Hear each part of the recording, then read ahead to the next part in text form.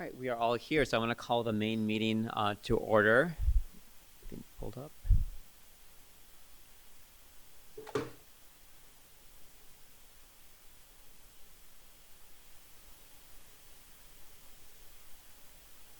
Well, good evening, everyone. Tenemos servicios de interpretación disponible. Por favor, indique con la mesa aquí si necesita servicios de interpretación. Today is Tuesday, March 14. I want to welcome everyone to our governing board meeting. For all the math nerds out there, today, as if you probably know, is known as Pi Day, as 3.14 is the first three digits of a famous math constant. Pi has been calculated to over 31 billion digits. I did not know that until looking that up. That's 31 trillion digits, excuse me, even more. Which I find amazing. My favorite pie, by the way, is pecan pie, and thank you, American Test Kitchen, for a great plant-based recipe, which adorns our Thanksgiving table every year. And speaking of desserts, on this day in 1912, the U.S. cookie Oreo trademarked its name and went on to become the best-selling cookie brand in the U.S. And a few firsts on this day. In 1931, the first back-of-the-room projection movie theater opened in New York City. And in 1942, the first patient in America was treated with penicillin, an antibiotic that I've been able to use over a couple times in the last week, 81 years later. Finally, it doesn't take a genius to know that Albert Einstein was born on this day in 1879. So a lot of firsts and a lot of important events on March 14th. I'll turn it over to Ms. Pena for our roll call. Ms. Shaw? Here. Ms. Ekstrom? Here. Luna Rose? Here. Mr. Romero? Here. Dr. Ravi? Here. And then item 2.2, our land acknowledgement statement. We have Isabel Hernandez, a 12th grader at Pueblo High School. Isabel is a proud member of the Pascayaki tribe and is very involved with her culture. She is currently the treasurer for the robotics club at Pueblo. Isabel is also an accordion player for a band with her family called La Nueva Onda. Ms. Hernandez, thank you for joining us this evening. Hello. Good evening, and so I'll let you lead us in the land acknowledgement statement.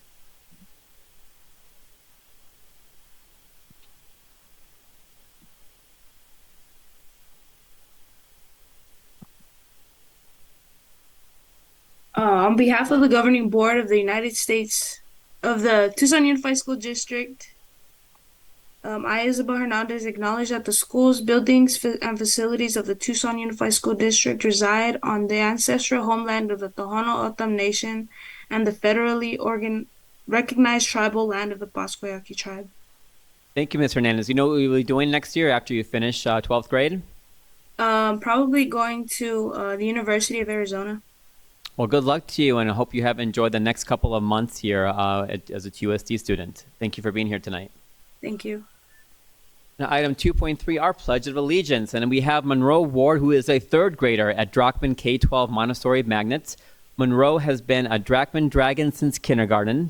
She shines in the classroom and across campus. Monroe is a member of Drachman's cross-country and track teams, and she qualified for the city track finals for the first time, finishing first, in the 100-meter dash, softball throw, 4x100-meter relay, and second for the 800-meter run. Wow, you must be super fast. She plays violin and aspires to play guitar in one of Drachman's performing groups in the future. Awesome accomplishments and a lot of great activities, Ms. Ward. Thank you for being here and joining us today. And if everyone can please rise for the Pledge of Allegiance.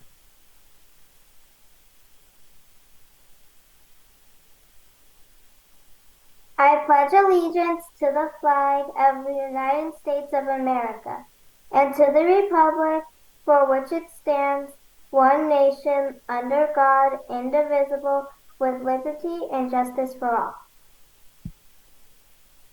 Monroe, thanks for joining us. I'll let you run off to your next activity. Anybody? Okay. Great. Dr. Trujillo, do you have any agenda adjustments for us to approve tonight? Governing Board President Shaw, I'd like to recommend that item 8.1, the Code of Conduct Revisions Process Update, we move that up to immediately follow the call to the audience. Great. Any objection to that change? Seeing none, I'll take unanimous consent to move that item right after call to the audience. Okay, and then I'll turn it over to back to Dr. Trujillo for our superintendent's report.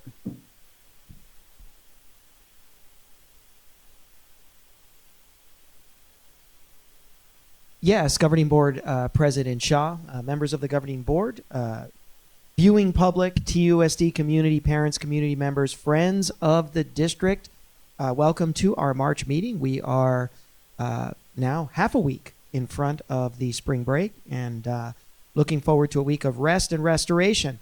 But as always, excited to share some great news in the goings-on around TUSD. First slide, please. Well, I had a great time during Love of Reading Month, and like several of our governing board members, had the opportunity to visit a lot of schools to celebrate a love of literacy and reading. But what did I find? I found a family, the first family of Robinson Elementary, Michael Robles, Arlene Robles, and Amy Robles, Team Robles, father, daughter, and mother and wife, all serving proudly a Robinson community that they all attended as students. It is the proud story of TUSD, symbolically and iconically exemplified there at the commitment that we see to our hardworking family and employees at this wonderful school. So I want to thank them all for welcoming me there, not just to read, but to share their story and to celebrate their story here this evening. And these are the stories that we discover when we visit our schools, and is literally the best part of my job. So thank you again very much. I also had an opportunity to visit the high-flying Van Buskirk Elementary School community, also for love of reading, but also enjoyed a wonderful opportunity to visit with our employees and our staff members out there at Van Buskirk. It is one of our highest performing elementary schools in the district, several times over the last few years. An A-rated school of excellence. And I want to thank Principal Barajas and her team for welcoming me there to Van Buskirk. Had an opportunity to visit Oyama and to check in on one of our most amazing preschool locations that we have in the district. All of our preschool locations are going to be benefiting from the Lakeshore Classroom Renovation Project, where all of our preschool classrooms across the district, regardless of location, will see new classroom furniture and play equipment, courtesy of our partnership with Lakeshore. Had an opportunity to see some of the new playground equipment there at Oyama. And while there, I was able to engage a team of third grade teachers in a very candid and passionate discussion about some of the challenges that they've experienced with the Code of Conduct. I want to thank them for taking the time to speak with me directly around what they see the needs are with our current Code of Conduct. So thank you, Oyama community. An opportunity to run into an old friend of TUSD out at Davis on a school visit there last week, and my official last stop for love of reading. Had an impromptu concert by the Aguilitas de Davis mariachi group. It was a wonderful surprise upon entering the campus. Had an opportunity to read to classes, enjoy a wonderful school campus tour by Principal Campillo, and of course, running into District 5 Supervisor and TUSD parent, Mrs. Adelita Grijalva. For 2 days last week, our administrative team met off-site to really dive deep into our strategic planning and where one of the most empowering and popular and effective programs that we have for students fits into the conversation. AVID, achievement via individual determination, has changed the lives of thousands of students across the Tucson Unified School District by providing them and empowering them with decision-making skills, the resources, and the abilities and the habits necessary for post-secondary success. Enjoyed the time spent with several campus principals and our leadership team in talking about how we get AVID going across the district. And lastly, I want to thank the Mission View community for hosting a beautiful, beautiful 100th year anniversary, what's known in Spanish, Centenario, Celebración Centenario, 100 years of excellence and commitment in the South Tucson community, serving the children and young people for several generations at Mission View Magnet School. We enjoyed an evening of performance of mariachi groups and games and delicious food in celebration of 100 years of commitment to the community. And if you go back to that first picture, what I thought was amazing was part of the festivities was a group photo of all Mission View Elementary staff members, past and present. You will see some of our veterans there, as well as some of our past staff members hopping in on that picture. So I want to thank them for a wonderful night of celebration. And lastly, I want to thank our Human Resources Department for a wonderful job fair this weekend. I had an opportunity to spend the morning at the job fair, interacting with our teams, talking to our school teams, and meeting several applicants. I had my elevator pitch down, whether I was talking to a prospective bus driver, counselor, or teacher. I was on the hot seat pitching opportunities to work in TUSD for our wonderful school communities. Almost 400 attendees at our job fair, just shy of 200, 189 job offers made and accepted. We are off to a wonderful start. I want to thank all of our amazing school communities for showing up and showing out and bringing that passion about their school communities to the job fair. And of course, I want to thank our human resources team for putting it all together.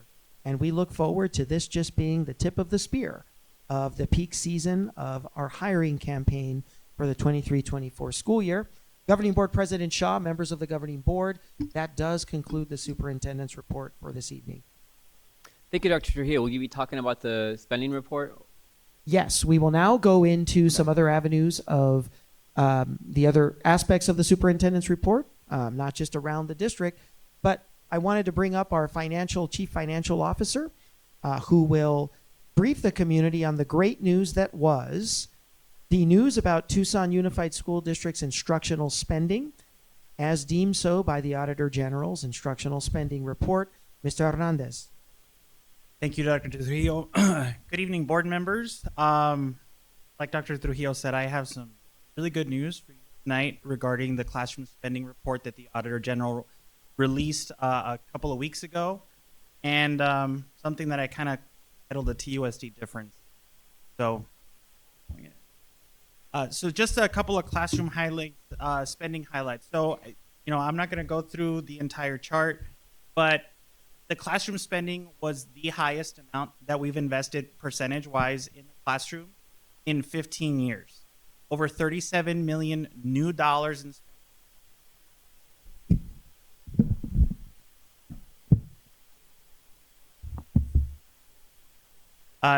the Auditor General used about $39,000 as our base count for students, so that's how I came up with the $37 million number. This is also the fiscal year 22 was the lowest administrative spending percentage that we've had ever. The district, the Auditor General has been tracking both instructional and administrative spending since 2001. This is the lowest we've actually ever spent as a percentage of our total budget on administrative costs.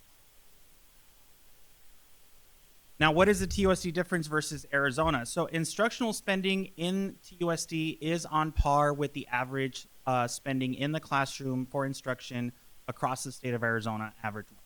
Now, we spend far less than the average across the entire district. This is looking at all school districts alike.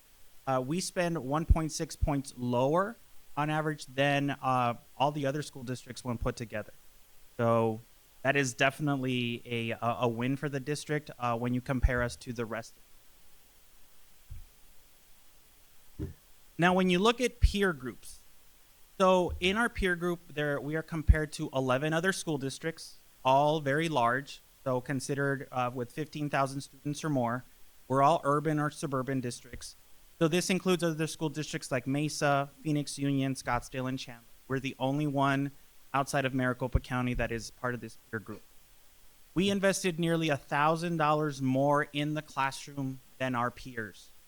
That's over $38.5 million new dollars directly in instruction in the classroom for our kids. Now, our admin expenses are slightly higher than our peers, but things to consider is that admin expenses include school administrators and principals, our office managers, and in this peer group, TUSD has the highest number of school campuses out of all of the other ones. We have 87 school campuses. Mesa is the next one with 74 campuses, and they are the number one in terms of size in enrollment across the state. And then the next one is 44. So just something to consider, that even though our classroom expenditures compared to our peer groups is slightly higher, we've outnumber our peers in terms of schools more than anybody else. Now let's break it down into Pima County. TUSD has the accolade of having the largest or the highest percentage and the highest number of dollars spent in the classroom per student out of the 9 major school districts in Pima County. And these are the 9. There are 17 school districts. We're only comparing ourselves to the ones in the Tucson metro area. Instructional spending as a percentage was 5th among other school districts. So just something to consider is that our classroom spending is the totality of investment in classroom, instruction, student support, and instructional support. So when you take a look at the total investment that we focus on in classroom to support our students, in instruction, and our teachers, we by far outnumber our peer district. Just for point of reference, Amphitheater, Catalina Foothills, and the Vale School District actually had the lowest total percentage of classroom spending. Now, when you look at non-classroom, so non-classroom spending is not only administration, but it includes our operations, so facilities, transportation, and food service. We had the lowest overall percentage of non-classroom spending out of all of the other schools combined as well, 28%. So, even though our administrative spending in terms of dollars is 5th among the 9 school districts that are listed here, when we take a look at all of the elements that go into non-classroom spending, we actually have the lowest amount of money that's actually going into the non-classroom side of the equation of our operation. As a reminder, obviously, as I've mentioned before, administrative spending includes our school, and just people in our administrative offices. This includes the administrative offices of our individual campuses. And that's it. Hope you found it to be good news. Some things to consider is that we are one of 2 school districts in Pima County that does this without an override and without an octave. So other elements to just show you just some highlights to point out, but I will take your question. Thank you, Mr. Hernandez, and thank you for talking about the TUSD difference, hashtag TUSD difference. This is an agenda item, so any comments or questions from the board is appropriate this time. Ms. Luna Rose. Just wanted to say thank you to Mr. Hernandez for the presentation. I know there's always a lot of talk about there's too many administrators, too many people are getting paid, over 6 figures. And I think, with this, data, and as we know you to be very thorough and very impartial, I do really appreciate this information. My only question to you is, though, we are the largest district, but of these 9, who is the next? The next one down would be Sun. Oh, in terms okay. of size. Okay, thank you. Thank you, Mr. You're Hernandez. very welcome. Dr. Tree, is there anything else on your superintendent's report for tonight? President Shaw, that concludes the report. Great. Thank you, Dr. Trujillo. Next, I'll turn it over to our esteemed clerk, Mr. Romero, for the call to the audience. All right. Members of the audience may speak during the call to the audience. The governing board president shall be responsible for recognizing speakers and for maintaining order where it may be appropriate. Those who speak in person or want to have their comments read may email or call the board office or complete a request to address the board form before the meeting. The speaker must state their full name and topic prior to addressing the board. Speakers are encouraged to be brief with a maximum time of 3 minutes. If there are documents for the board, please give them to the board office staff and they will ensure each board member receives a copy. Those attending the meeting and are speaking before the board shall observe rules of good conduct. Speakers shall also refrain from inappropriate or slanderous remarks. And because TUSD serves students from preschool to high school, speakers should be aware that there may be children present and listening. At the end of the call to the audience, the governing board president will ask if any board member wishes to respond to criticism, wish to ask staff for a review a matter, or to wish to ask that a matter be put on a future agenda. No more than 2 members may address each topic.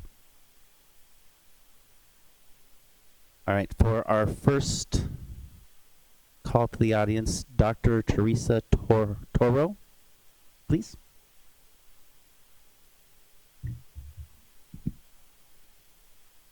Oh, do you want to call me when again or? Good. Okay. Buenas tardes, members of the TUSD Governing Board and Dr. Trujillo. My name is Dr. Teresa Toro, and I have served the Pueblo High School community as a school counselor for 17 years and as a coordinator of the Pueblo College Preparatory Academy. My topic is on the importance of respecting family school choice. I am proud to share that academically, our students at Pueblo are getting accepted into our Arizona universities, receiving scholarships, getting accepted to schools like Stanford, UC Berkeley, Princeton, Brown. Next school year, we're going to have 4 Pueblo graduates attending Yale University, and 7 are already being going through the Smith College experience, just to name a few. Jeff Sawyer just shared that one of our amazing African-American seniors just received a $5,000 legacy scholarship, and we also have a semifinalist for the Flynn and Dorrance full ride scholarships.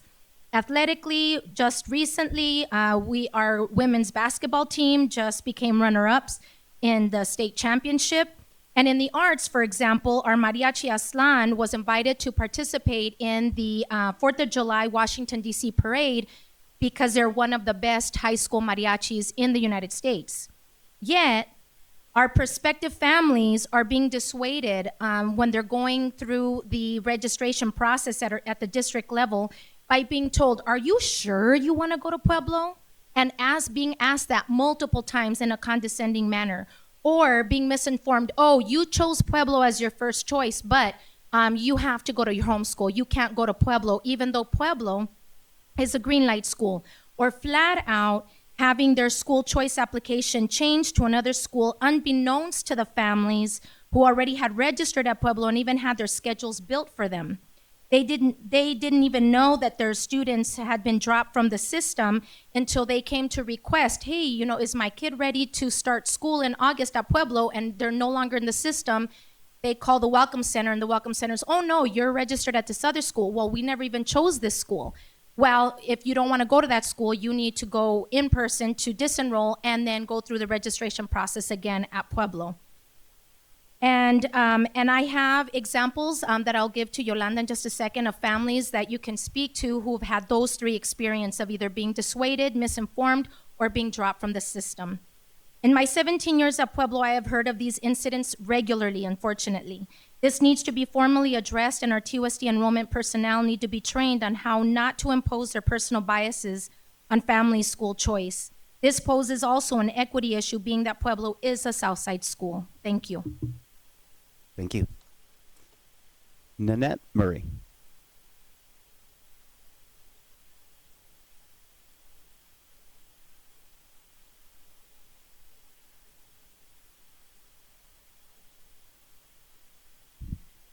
Good evening, Governing Board, Dr. Trujillo, Lead Counselor Ross. We're here today to celebrate some members of the transportation team that serves Sam Hughes Elementary School. Nanette would like to read a letter that she wrote about our bus number 1 team. She is our English language development resource teacher, and she handles monitoring the bus with our students, waiting for the bus arrival. So she has intimate knowledge that she would like to share. Trujillo and the Governing Board. Our transportation employees are the first face a students see as they begin their school day and the last they interact with it. Sam Hughes Elementary is lucky to have Stephanie Castillo, Daryl Hill, and Deborah McCarty as part of our crew. Ms. Stephanie is our PM bus driver. Mr. Hill and Ms. Deborah have worked as monitors on Bus 1. All 3 have demonstrated that they truly believe that we are team members working for the benefit of our students. At Hughes, our PBIS mnemonic is CREW. No one on this ship is a passenger. We are all crew. B is for caring and kind. Our Bus 1 crew has set firm boundaries for our students and supported them in being able to meet the adults' high expectations. The team has shown sensitivity to children as they have brought to our attention information about individual students' needs that the adults learn through their unique role with students. The students know that their bus crew cares about them. R is for respectful and responsible. The Bus One team always speaks respectfully to our children. The way that they have taught the students to behave on the bus greatly increases their safety, which is transportation's primary responsibility. Over the past 7 months, they have effectively reduced unsafe student behavior to the point that students rarely stand, speak loudly, or get out of their seats. In addition, our bus this year is timely and predictable. E is for excelling every day. Ms. Stephanie has developed many strategies to motivate safe behavior without relying on threats of punishment. She has games that teach them to be quiet, and she redirects behavior with humor instead of anger. She and the monitors have built strong personal relationships with students, and the students want to do the right thing to help the bus crew and their fellow students. W is for working together. This is Miss Stephanie's, Mr. Darrell's, and Ms. Deborah's superpower. They talk daily with school staff to alert us to concerns, to follow through on behavior plans, and to clarify circumstances of any bus tickets they have written. When we ask them for any help, they are glad to give it. They have reminded parents of field trip forms that need to be signed. They've monitored and documented behavior informally to help our staff, and they're full participants in the PBIS. This consistency between school climate and the bus environment is invaluable to our students. Students know what the expectations are and understanding why the desired behaviors are important. There's not enough time in the call to audience letter to give detailed vignettes that illustrate the many ways the Bus One team is shown they're part of our crew.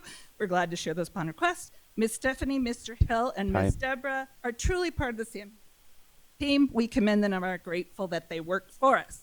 Nanette Murray, PLD, Karen May, and Shelley Clark are RN. All right, next up, Adele Woodard, please.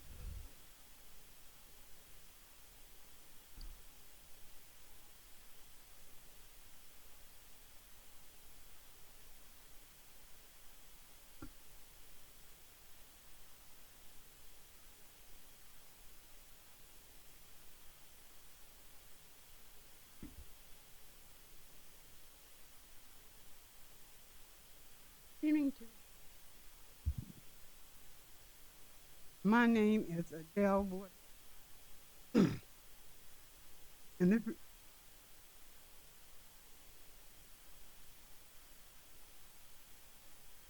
the reason that I have been frustrated. I have reached out to full board members, Ekstrom and Sadie Shaw. Sadie Shaw did respond to me because my granddaughter transferred from South Point to go to Sabina because she thought that she would graduate sooner. She's experienced nothing but problems there, and I reached out to the administrators at Sabino, and still no one responded for a while. So of course I had to go, hire and contact other people. And finally we did have a meeting with the principal at Sabino, and also the assistant principal and the assistant superintendent. And this is regarding the APEX issue there. The APEX system. My granddaughter is an A student there and very conscious, and she wants to graduate early. And when she wants assistance, for them to open it up, she has issues. People are acting differently towards her and asking her, well, what is she doing here when she's in that class with other people? And I think that this should not be happening. They're very, very rude and appear to be, racist. As a matter of fact, she had a meltdown, and my daughter had to go pick her up because of the way that she's been treated there. And when she was going to the private school, I know, schools are different, but she was unable to graduate early at South Point, and she got a 4-year scholarship there, and she, transferred to your school. And I think that this should be looked into. Kids or people of color should not be treated differently. And I feel that this is what's happening to my granddaughter, and I have to, step in as a mediator, and I think that APEX system is just not really working. It's shut down. One day she was able to She wanted to finish like 4 tests, quizzes. They shut it down. She completed 2. And then the teachers that she had, the counselor, I mean, they're very, very rude. And this should not be happening. They are there to teach the kids. You know, they're not there to make them feel uncomfortable. And my granddaughter, her name is Whitley Woodard, and she is very, very uncomfortable. So I want to thank Sadie for contacting me. I did not get a call from Miss Ekstrom. So Time. thank you for your time. Thank you. All right, the next few are going to be read, so I'm going to turn it over to Yolanda.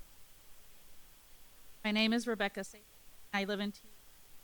Here tonight to follow up on the written by Ravi Shah. The editorial spoke about Tom Horn's decision to prioritize officer and move away from any support to social emotional learning. The editorial reads as a teaching tool as to value and importance of social emotional learning. As board members and decision makers for the largest school district in southern Arizona, it also reads as a missed opportunity to present ideas, moves, or even speak to the necessary steps in your leadership in the district. The history of U.S. education offers a litany of racist practices and policies that have been systematically present throughout its framework. This did not begin with the 2023 Horn administration. However, they are being maintained, sustained, and valued by the Horn administration. The focus on increasing policing in our schools while at the same time reducing the counselors and eliminating school social emotional learning is a strong signal of an authoritarian, a message of power and compliance that does not serve our children and youth. In order to create learning environments that are centered around children and youth, we need to prioritize social emotional learning and inclusive policies and practices that support our children to learn and thrive. We cannot include practices that are harmful in any way, shape, or form to our most vulnerable, our most precious, and our most diverse children and youth. How will you as board members commit to clear and direct next steps in prioritizing social emotional learning and policing in schools? To this end, I will offer the board options to consider. Remove SROs and armed security personnel from TUSD schools. Center play as a meaningful and critical part of learning. Use culturally sustaining pedagogies at every grade level and in every subject. Move away from scripted curriculum and use an emergent curriculum. Stop standardized testing. Expand pedagogical choice within the district so that learners and families can find a learning approach that meets their needs. Expand preschool programs beyond 2 hours and 45 minutes a day, as in the days of PACE, where families, children, and their educators became collaborators in learning. There are over 20 school districts that have severed contracts with police as the first step in their commitment to reduce harm. We have examples and models of districts who have chosen to move in this direction. We have models to follow. Thank you. Next is from Audrey Keefe. Good evening, all. My name is Audrey. I'm a mom of an amazing 5-year-old who has attended Ochoa and will attend Carrillo in the fall. As a former student of TUSD, I remember some pretty horrible ways the district let us down. Generation after generation, actually. The racism sticks out the most. Blatant, obvious, horrible policies and practices, some of which enabled the awful teachers and tied the hands of the good. A lot of this damage to TUSD came directly from Tom Horn, and I do believe he should be removed immediately from any position of power and barred from further office.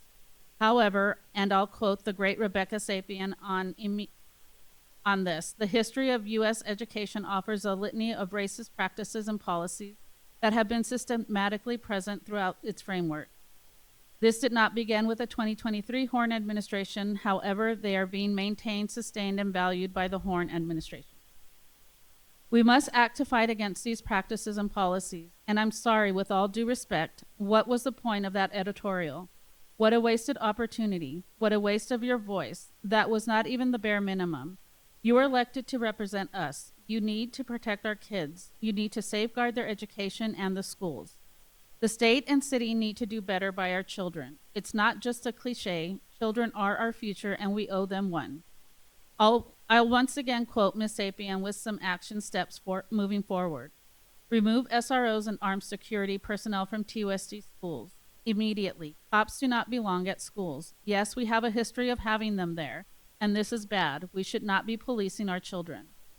Center play as a meaningful and critical part of learning. If you do not understand this, board members, that shows me that you should not be serving as a school board member, period.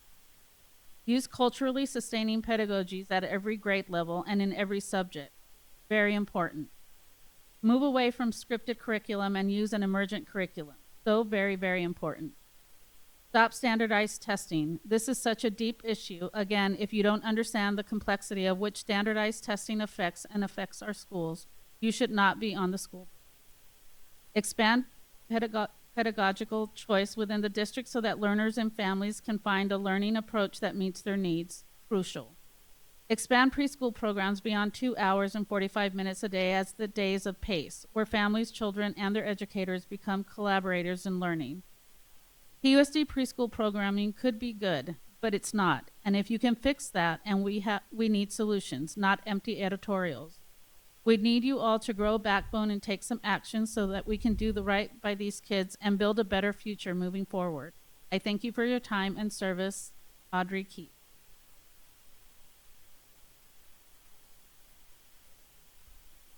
One is from Lynette Price. Hello, my name is Lynette Price, and I have been working as a substitute since 2003. I love the flexibility and variety this job provides. I have long-standing friendships and working partnerships with administrators and schools at a variety of schools.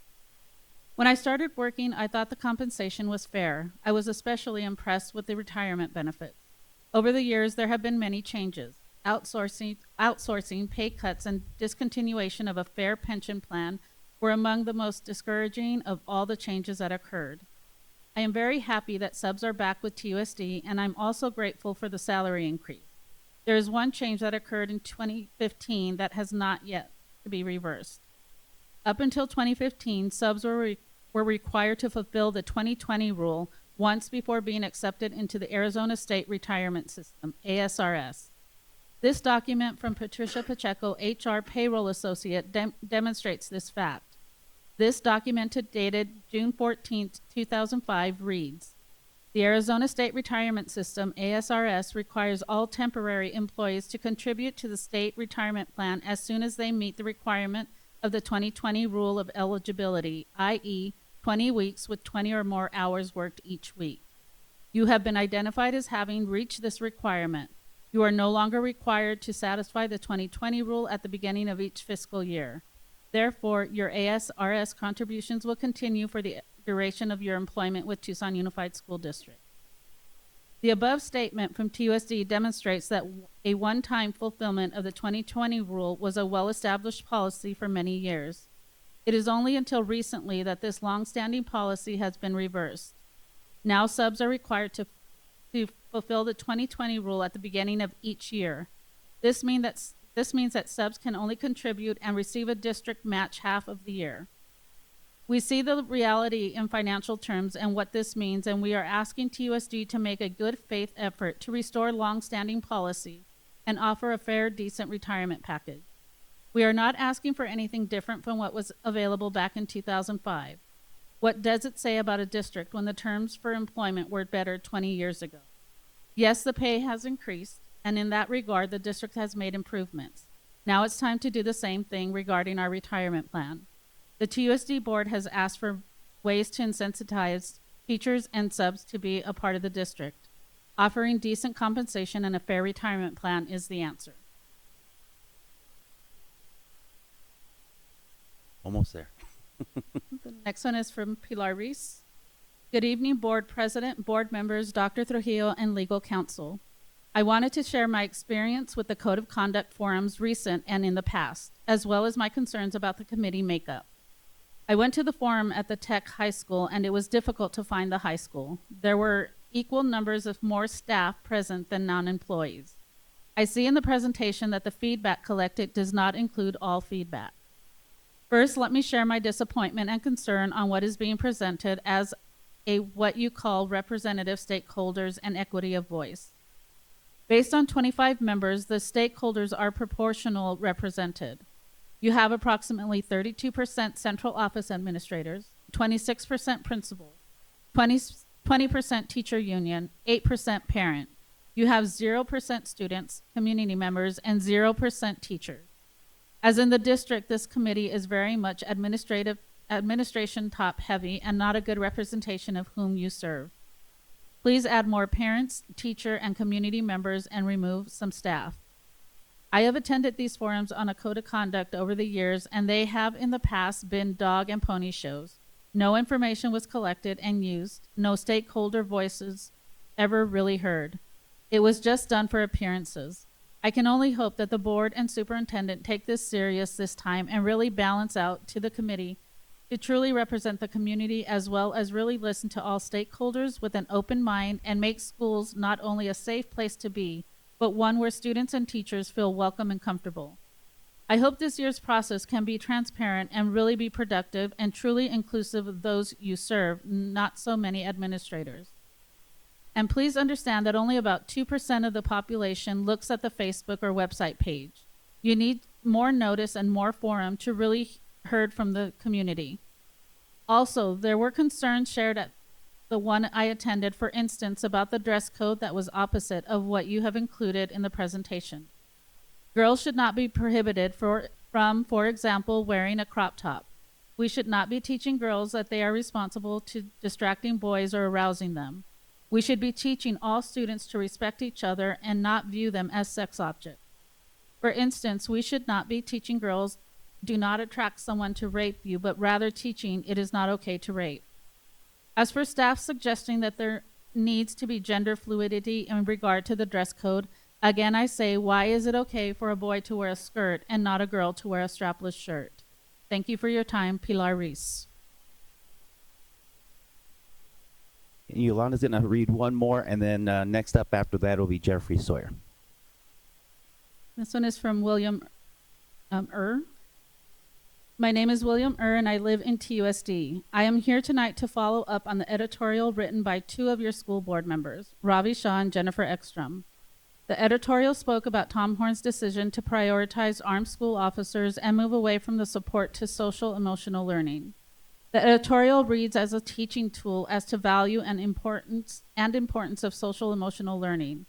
As board members and decision makers for the largest school district in Southern Arizona, it also reads as a missed opportunity to present ideas, moves, or even speak to the necessary next steps in your leadership in the district. The history of U.S. education offers a litany of racist practices and policies that have been systematically present throughout this framework. This did not begin with the 2023 Horn administration. However, they are being maintained, sustained, and valued by the Horn administration. The focus on increasing policing in our schools, while at the same time reducing the counselors and eliminating social and emotional learning, is a strong signal of an authoritarian approach, a message of power and compliance that does not serve our children and youth. In order to create learning environments that are centered around children and youth, we need to prioritize social emotional learning and inclusive policies and practices that support our children to learn and thrive. We cannot include practices that are harmful in any way, shape, or form to our most vulnerable, our most precious, and our most diverse children and youth. How will you as board members commit to clear and direct next steps in prioritizing social emotional learning and end policing in schools? To this end, I will offer the board options to consider. Remove SROs and armed security personnel from TUSD schools. Center play as a meaningful and critical part of learning.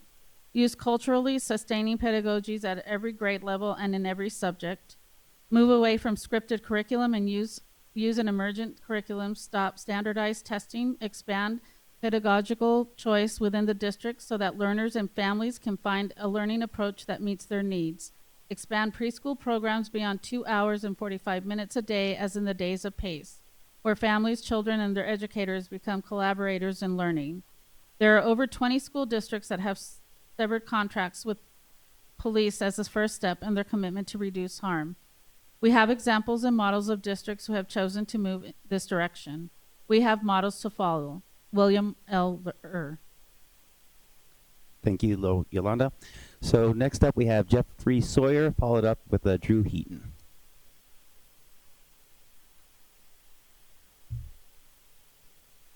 I'll bring this up since I'm so close. Good. Okay, great. Thank you. Good evening. My name is Jeff Sawyer. I'm a program specialist with Tucson Unified School District, and I'm also the chairperson of a Legacy of Excellence. Because we have a lot of new board members, I decided to come here tonight and to speak to you concerning a Legacy of Excellence. So a Legacy of Excellence honors outstanding African American students who've excelled in the classroom and also in their community. These students go through a vetting process.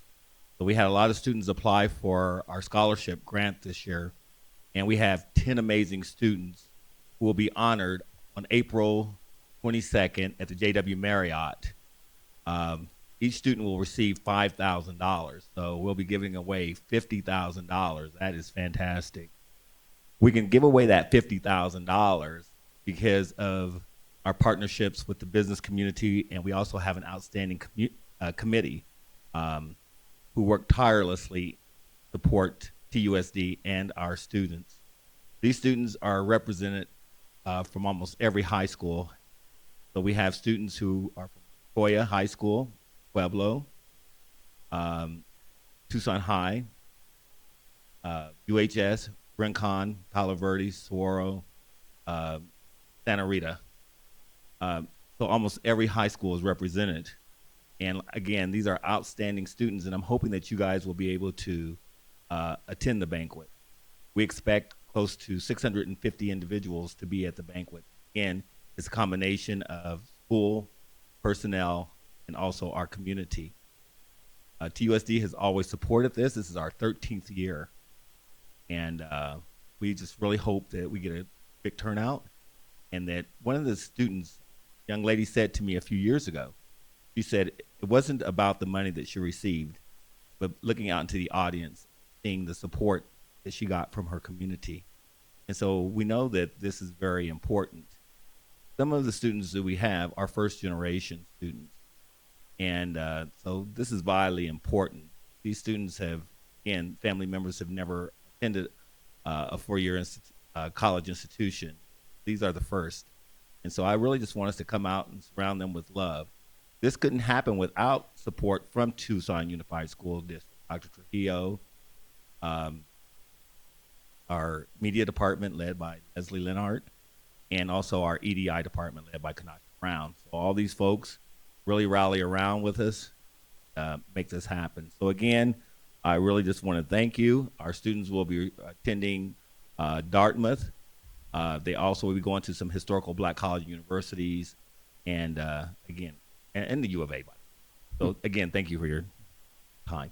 Thank you. So we have Drew Heaton, followed up by Tom Chabin. Hello, my name is Drew Heaton, and my topic is the Communicable Disease Task Force, Agenda Item 7.1. Slide 2 of the Communicable Disease Task Force PowerPoint lists quarantine and isolation expectations. In some jurisdictions, the CDC has been conditioning funding grants to health departments through the IGA to have, this is horrible, to have a zero tolerance regarding vaccine exempt students' attendance during outbreaks and banning them from in-person attendance. I was not able to find a TUSD board policy that TUSD has any vaccine exemption exclusion governance.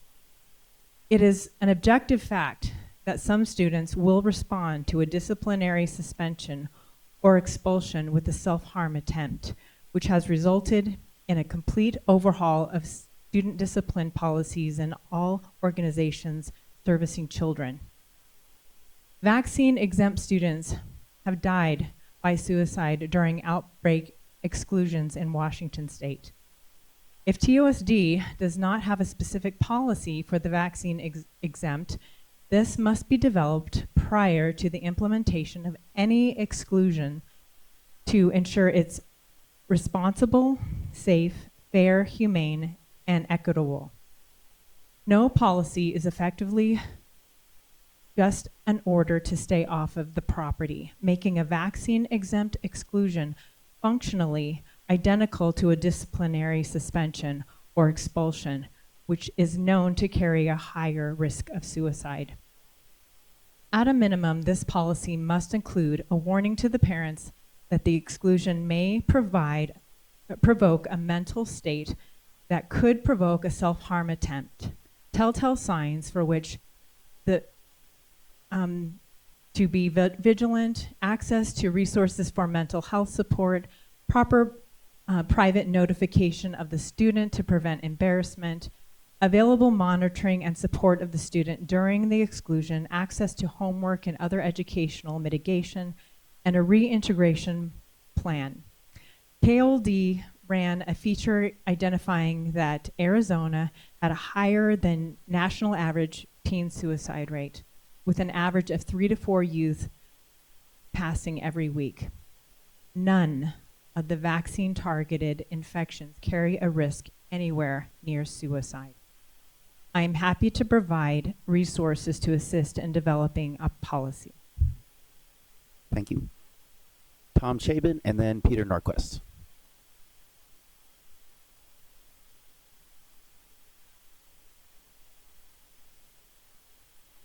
I'm Tom Chabin, representing Attorney General. Is that better? I'm representing Attorney General Chris Mays and her. I have a community relations position in her office here in Tucson. So I'm here to introduce myself to all of you, to tell you that I'm getting my sea legs, if you will, in this new position, that I'll be contacting all of you.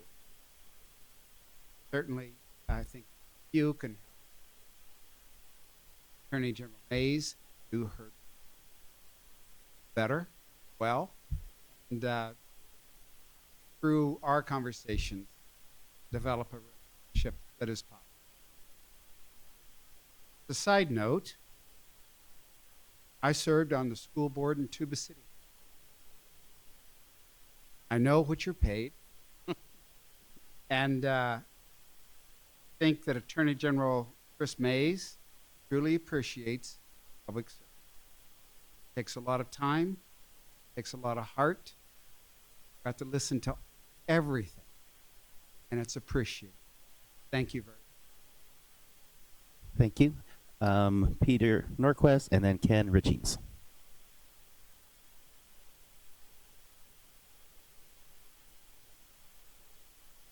All right. Good evening, Superintendent and members of the board. Tonight, I wish to speak on item 8.2 on the agenda, Teaching Strategies Gold, or the TSG program. So this program, I want to note first, is not actually in the state statutes, despite the way that it's described in the agenda.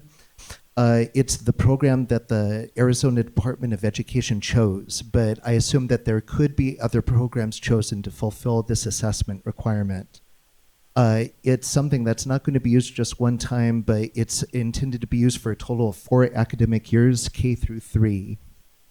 The Gold program appears attractive because of the promise of tailoring instruction to individual children.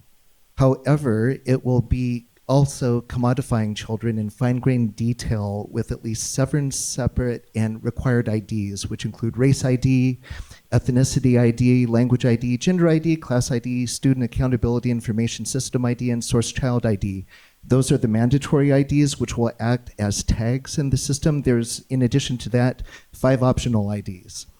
The data will be managed in at least the following way, based on what I saw in the materials. Preschool assessment results will be reported to ADE using the tool mandated by the state. In turn, ADE is going to synthesize the data and report to the Office of Special Education Programs on behalf of those programs. And then SAIS is an automated data collection reporting system that will also be used to gather data.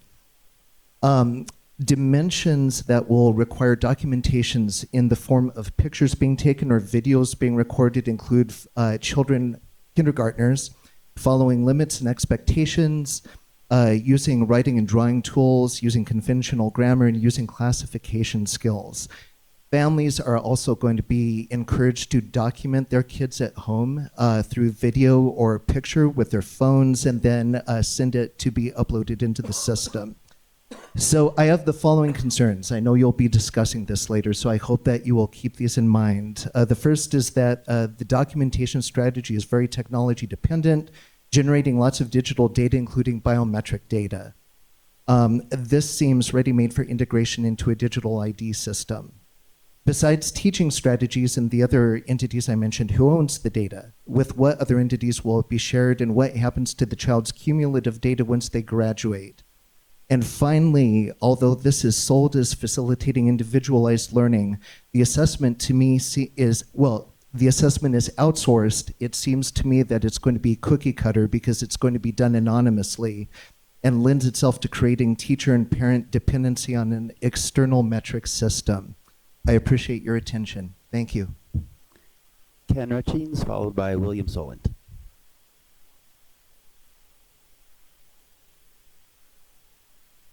Hello, my name is Kenneth Richings. I was a teacher for 20 years, and I was a public school teacher for 10 years, and that was mostly in science and math.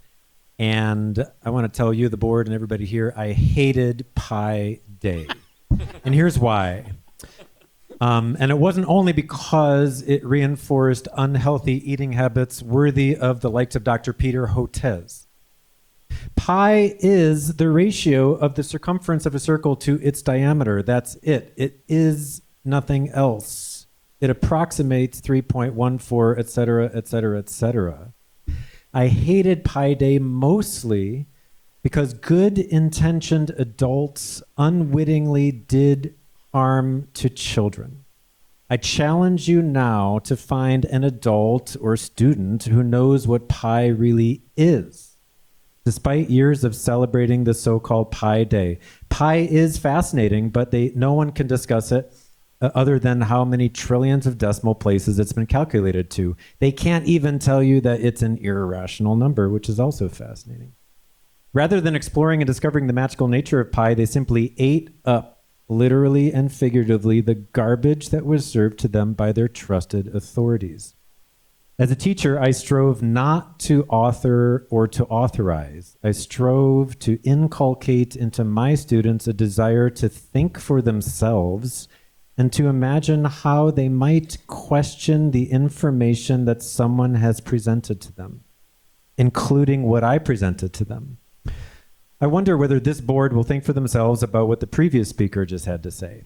Last month, I was very disappointed to witness this board collectively to vote to not listen to scientific data from a PhD doctor regarding health effects of 5G technology and VR technology, especially considering that this was in regards to this technology being used on very young people called children whose bodies are still developing. They're very susceptible. Instead, a school board member insisted on what is known as an appeal to authority. Because he was not aware of any organization like the CDC or the WHO having made any recommendations, the case was closed. I wondered then whether a PhD professor might have been able to heighten any board member's awarenesses. I reiterate now what I said back then. Please consider there are unforeseen consequences to new technology. If only that had been done regarding DDT spraying on children decades ago, or smoking cigarettes around children. What we know now versus what we were told then, like 4 out of 5 doctors recommend Camel cigarettes. Doctors back then didn't really know the truth after all, or did they? How has that changed? Question mark. Please consider the unforeseen consequences of your collective actions. Thank you. And William Solent, please.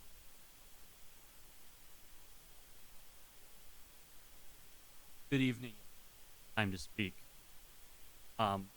My favorite pie is probably lemon chip pie. like pie, my love of learning, irrational in it. I'll try it a little bit more. Hey, that's better. Okay. I'm here tonight to talk about the agenda item of talent acquisition, specifically the acquisition of school counselors, following up, as a few other people have this evening, on a editorial that did appear recently in the local news by Dr. Shaw. I was heartened to see that the members of this board are opposed to Tom Horn's destructive policy. Mr. Horn's policies, both past and present, have always been to support systemic racism. Progress, though, is not made by merely resisting destructive forces. Progress is made by pushing forward in spite of those forces. So for that reason, I would like to ask that we take progressive, active action. I think we need to hire more counselors to deal with our students who are facing trauma. I think we need to hire more nurses who are going to care for our students. I think we need to hire librarians who are going to give students a safe place to learn and read. And I think we need to hire teachers who are trained in social and emotional learning. And now I'm going to echo a few of the other letters that have been read this weekend or this evening, one of which was written by my dear friend Rebecca Zapien. I'd like to challenge the board to remove armed SROs from our schools. I'd like to ask the board to center play as a meaningful and crucial part of learning. I'd like to ask the board to use culturally sustaining pedagogies at every level and in every subject. I'd like to ask the board to move away from a scripted curriculum and towards an emergent curriculum. I'd like to ask the board to stop standardized testing. I'd like to ask you to expand pedagogical choice so that learners and families can find an approach that fits their needs. And finally, I'd like to ask that we expand preschool programs beyond 2 hours and 45 minutes. Thank you. All right, that is our final speaker. Great. Thank you, Mr. Romero. Now that we're at the call to the end of the audience, the governing board has an option to respond to any criticism, wish to ask staff to review a matter, or wish to ask that a matter be put on the future agenda. No more than 2 members may address any topic. Ms. Ekstrom and Ms. Shaw. Thank you, Dr. Robbie. I would like to address Ms. Woodard. I did call 2 times and was unable to leave a message, but I would like that matter to be looked at. And I also would like to know, what are we doing to prevent these families from having to come here? We see it all too often that they find this as their final and last choice. So I would like to know what we're going to do to improve that and improve communication with families. And then secondly, Dr. Toro from Pueblo, we need to take this seriously. If registration and processes are being changed without families' notification, we really need to deal with that.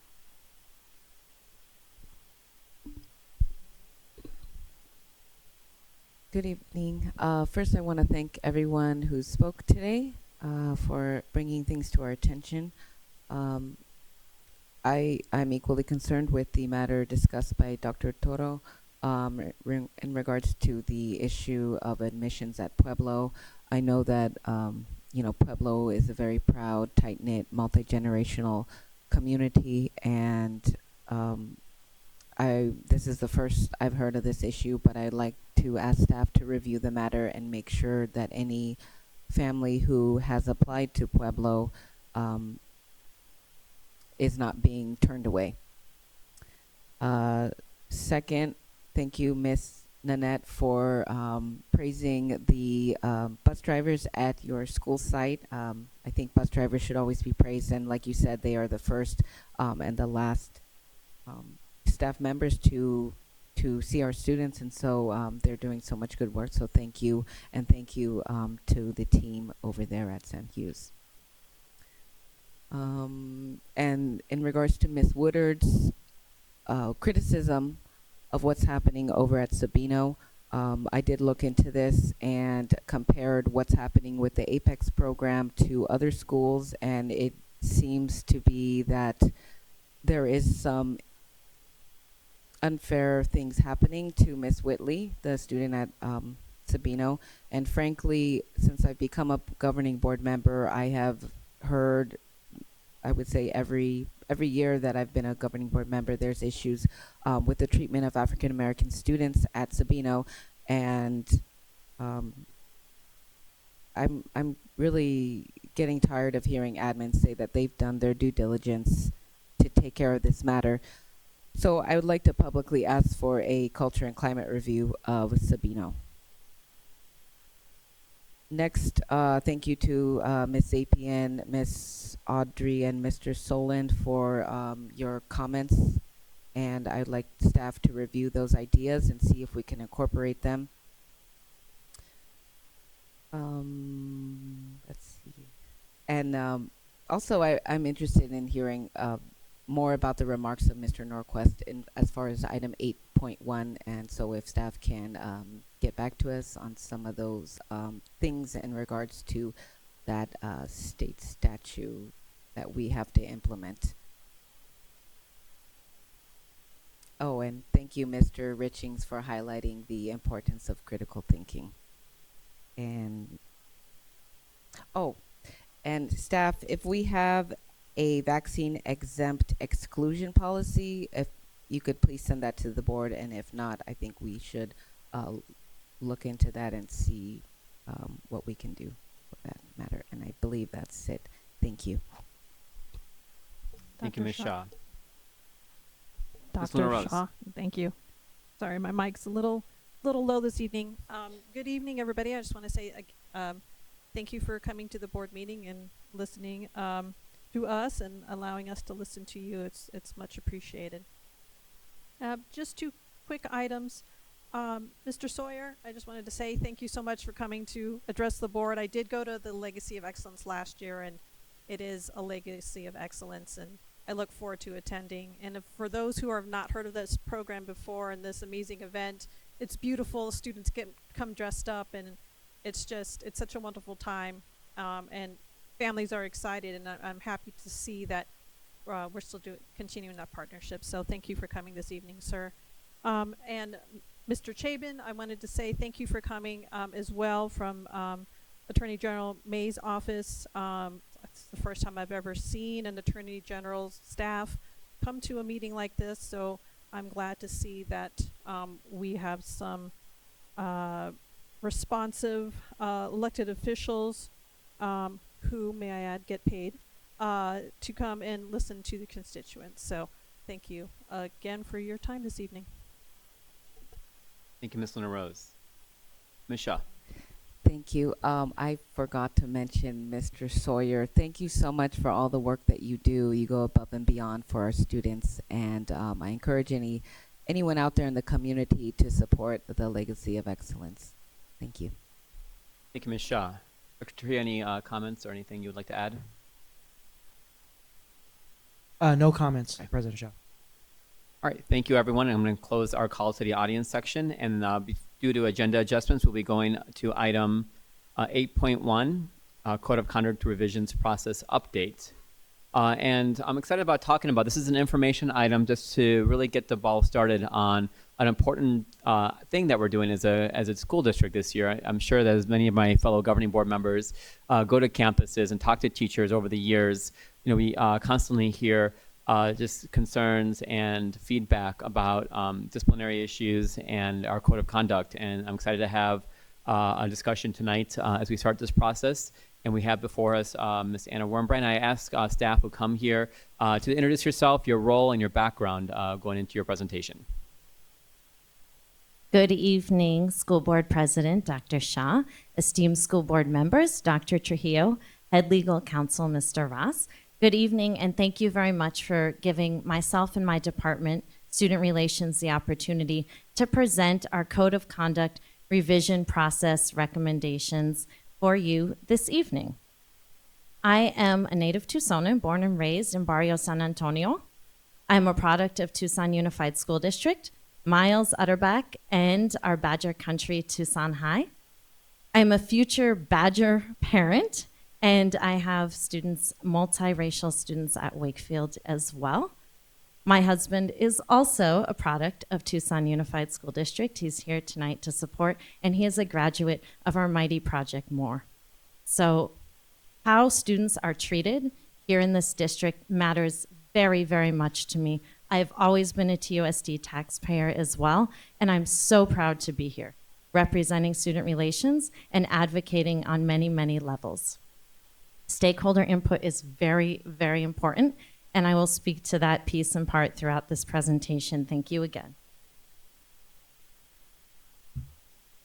Our objectives in bringing this process to you is that we bring revisions to this code of conduct that benefit our students here in Tucson Unified School District.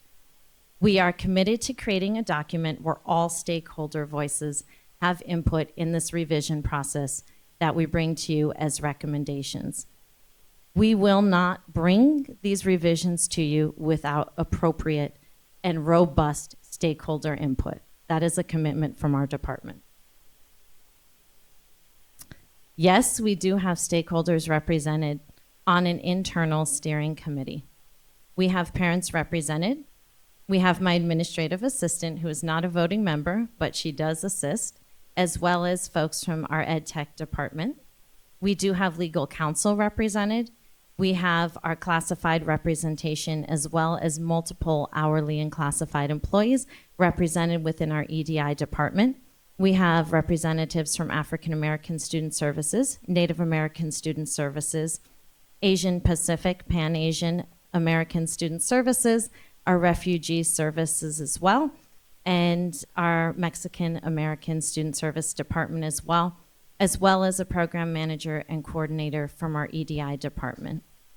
We have one singular person representing all senior leadership in TUSD, and that is Brian Lambert, one of our regional superintendents.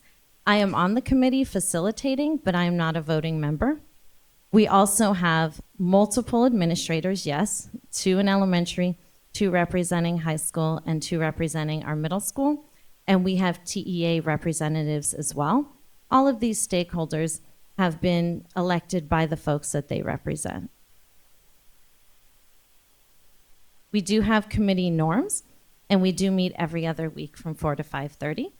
We always look at our equity of voice. We are respectful. We embrace every participant's diverse background and perspective. We are open-minded, and we commit to being prepared. And our majority vote is final as a committee. We have come to a consensus item most recently, so I wanted to update you. And this is something that will go into our revision recommendations for your review. We took an anonymous poll, and the committee, as a majority vote, in fact, there was no dissenting votes in this particular vote, will put in as a revision for a recommendation for your approval that we have elementary, middle, and high school sections within our code of conduct, and that we look at elementary behaviors and interventions and consequences differently than we look at our middle school and our high school students as well. And so that is our first consensus item that we have come to thus far. We have a timeline. In January, we established our norms. We established our committee. We looked at input for the content for all of the presentations that we give, whether that be our student forums, our community forums, these presentations that we give to the school board, and our meeting presentations that we go over during our committee meetings.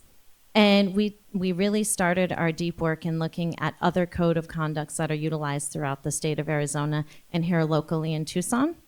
In February, we started our stage 1, phase 1, community forums, student forums, and virtual forums.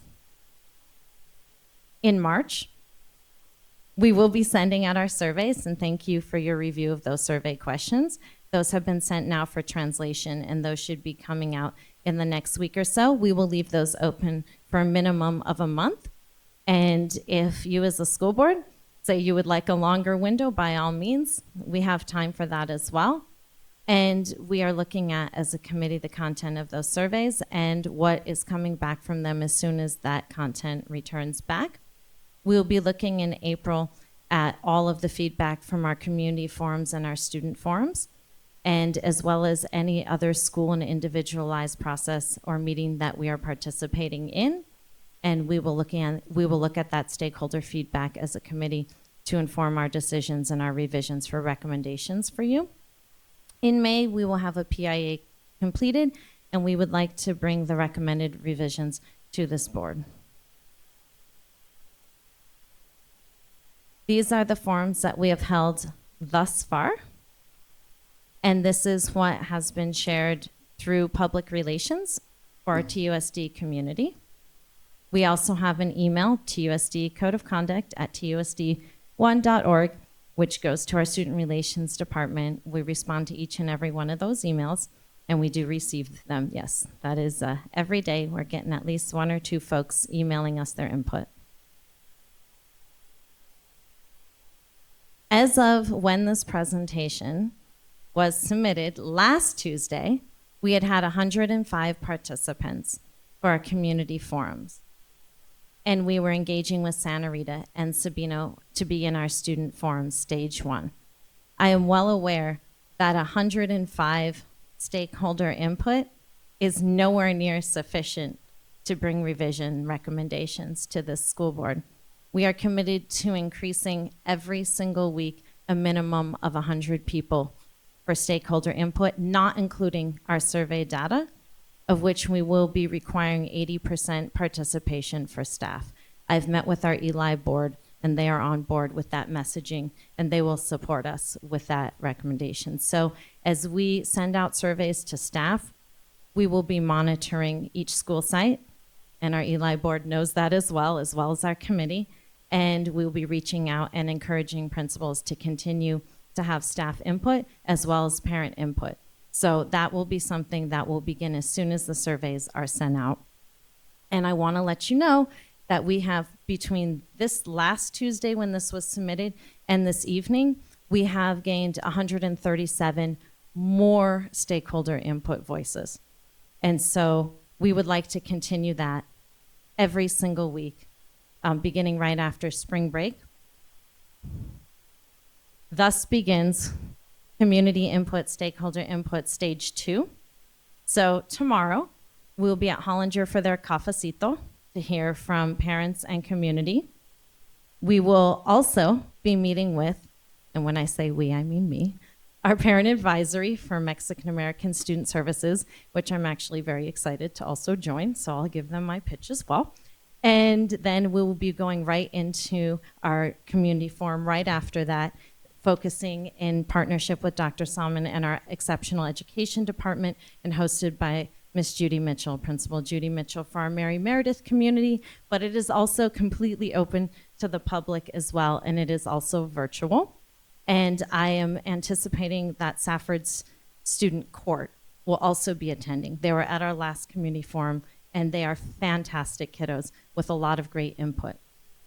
Also, part of our stage 2 is that we will be going to every single high school. So we've started with Santa Rita and Sabino, and we are now scheduling every single high school through the next 5 weeks, meeting with a minimum of 50 students for input. And if administrators will allow us access to more, then by all means, we will meet with more students. We'll also be working at all 13 middle schools that have restorative practice facilitators, as those are funded through the Office of Student Relations. All of this has been shared with the Eli board, and we are all in support of that, as well as having committee support. Also, Margaret Cheney is also on our committee, and she is also aware of these pieces and parts and is supporting it. All they ask is that we be very conscious, of course, of the testing schedule in April. And so we are being very, very conscious of that, and we will not overlap in those pieces and parts. So in terms of student voice, we will have every single high school represented. We will have a large portion of our middle schools, and take Hollinger, for example. I'll be at their cafecito. They don't have an RPF, but they heard the call for support and input, and they've reached out. And I'm receiving that from principals throughout. We've met during our regional meetings, and I was able to present to site administrators, and that's helped, and they're sending out their link as well. So I'm very confident that as we move into this process, and when I give you the next update, we will have much more stakeholder feedback.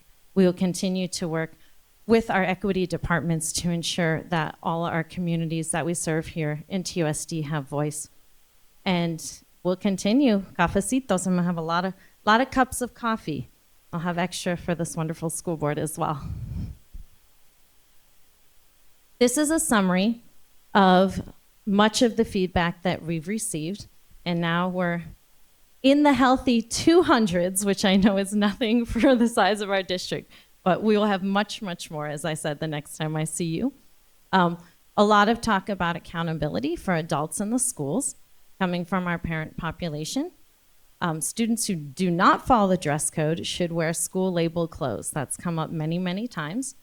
There needs to be different consequences for older students and the younger students. And I will tell you, in all of our stakeholder input, that message has been echoed all the way through thus far, where our younger students need to have their own section, our middle school students need to have their own section in the code, and our high school students.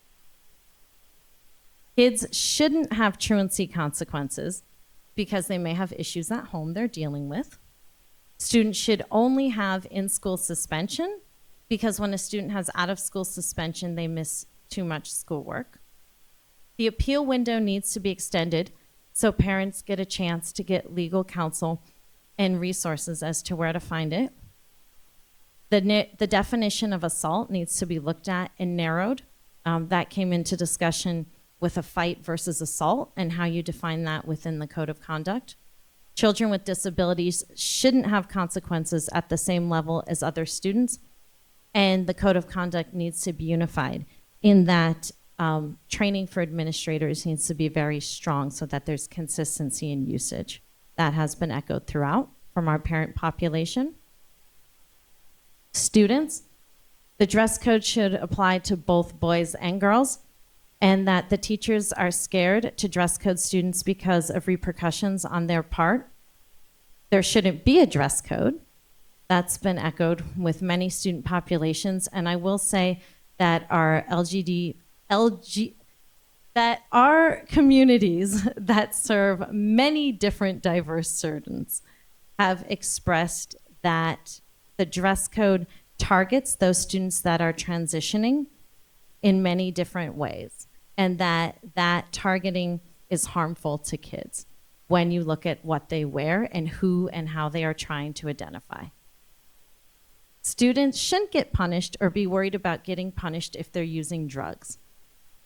They should be able to talk to an adult so they can get the help they're needing in school.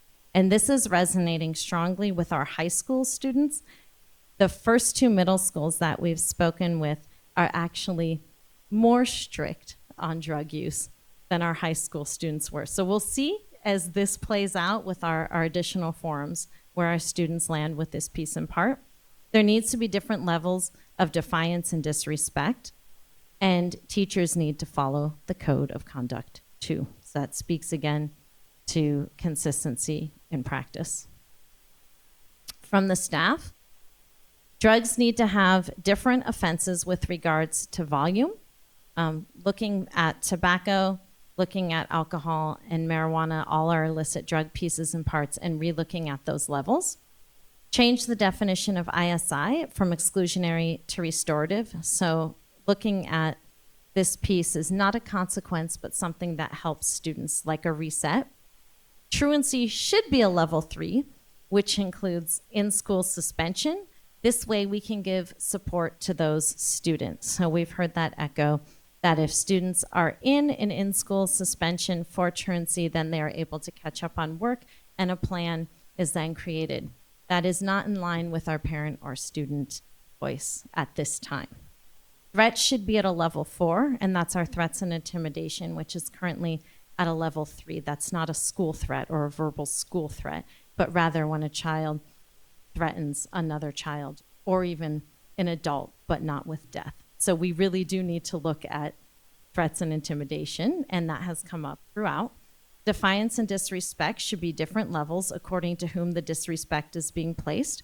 Disrespect to peers should be a lower level than disrespect to staff, and it currently is, but revisiting those pieces and parts has echoed through. There needs to be oversight at the schools to ensure the code of conduct is being followed. That is a theme throughout. And please include an explanation of Title IX in the Code of Conduct. And there needs to be gender fluidity in regard to the dress code. And so that is a summary of what we have thus far. When I meet again for any additional updates, we will add to this, of course. And now I'm ready for any questions. Thank you, Ms. Wormbrand. Ms. Shaw, then Ms. Ekstrom. Thank you for the presentation. Thank you.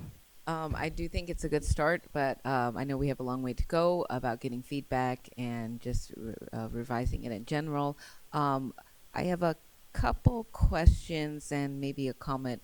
First, wondering if we could get any students on that committee, because I see there's 2 parents, no student voices. I know we're getting their feedback, but as far as like when it goes to the committee for the final review before it comes to the board, if we can add some student voices to that. And also, could you tell us what is currently done to make students aware of the code of conduct and the consequences of any violations of that? Currently, our site administrators are required at the beginning of the year to attend with the Office of Student Relations a refresher on our code of conduct. They are then expected within their professional development cycle to work with their staff to share that piece in part. We are then encouraging that folks have their town halls with their own students and go over the pieces and parts that are applicable. Part of what we like to do, particularly for our younger students, is incorporate that piece and part when they introduce their PBIS expectations. So we talk about their positive behaviors, we give our school tours, and then we talk about the consequences that can happen and introduce the book. I will say that access to the current code of conduct via an app or phone are things that we're looking at. Leslie Leinhart and I do meet weekly now, and we will be internally creating this document if the revisions are taken and the recommendations are approved, and we will ensure that it is much more user-friendly. I know for a high school kid, we provide links, but really if they could just click on something and have it accessible on their phone, that is a preference. So do know that is on our radar. Those are the practices that have been in place thus far.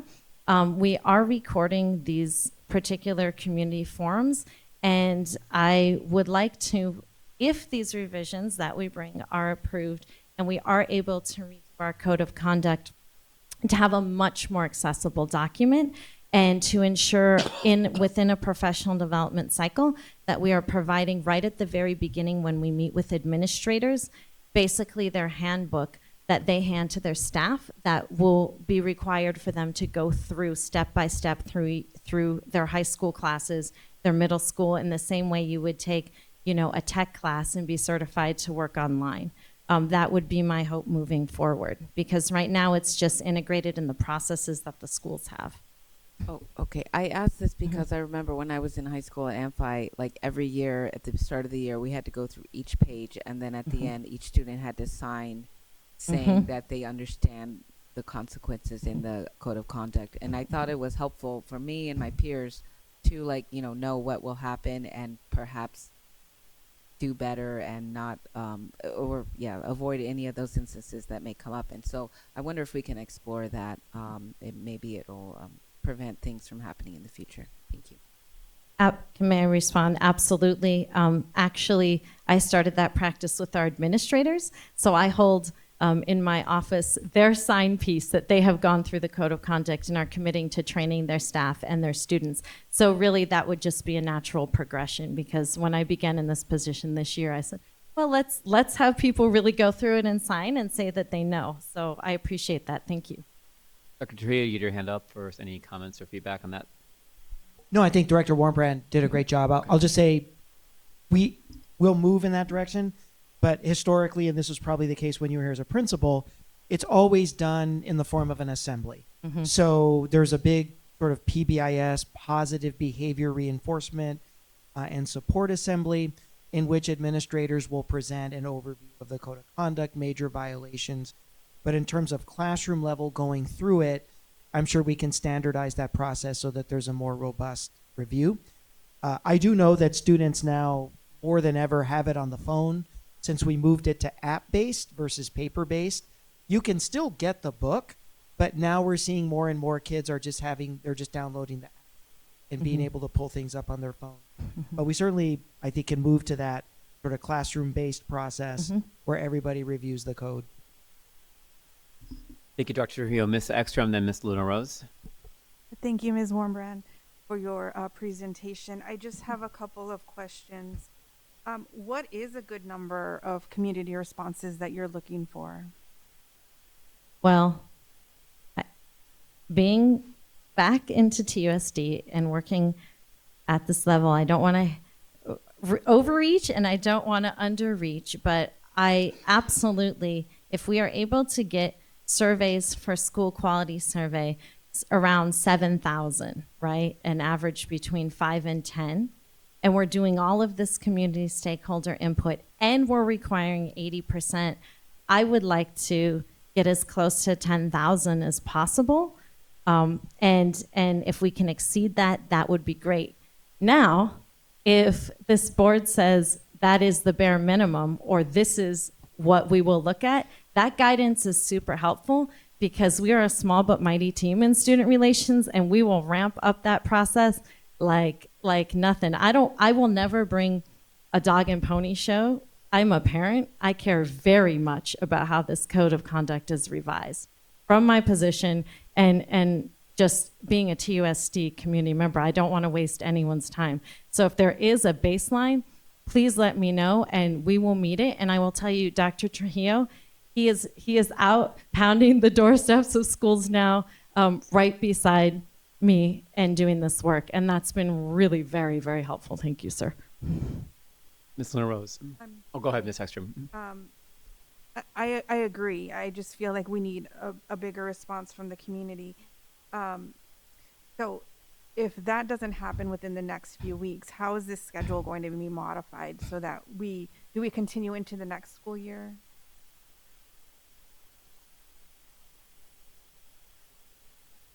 Timeline that we want to stick to, but we have very aggressive expectations for the survey and the total number of participants.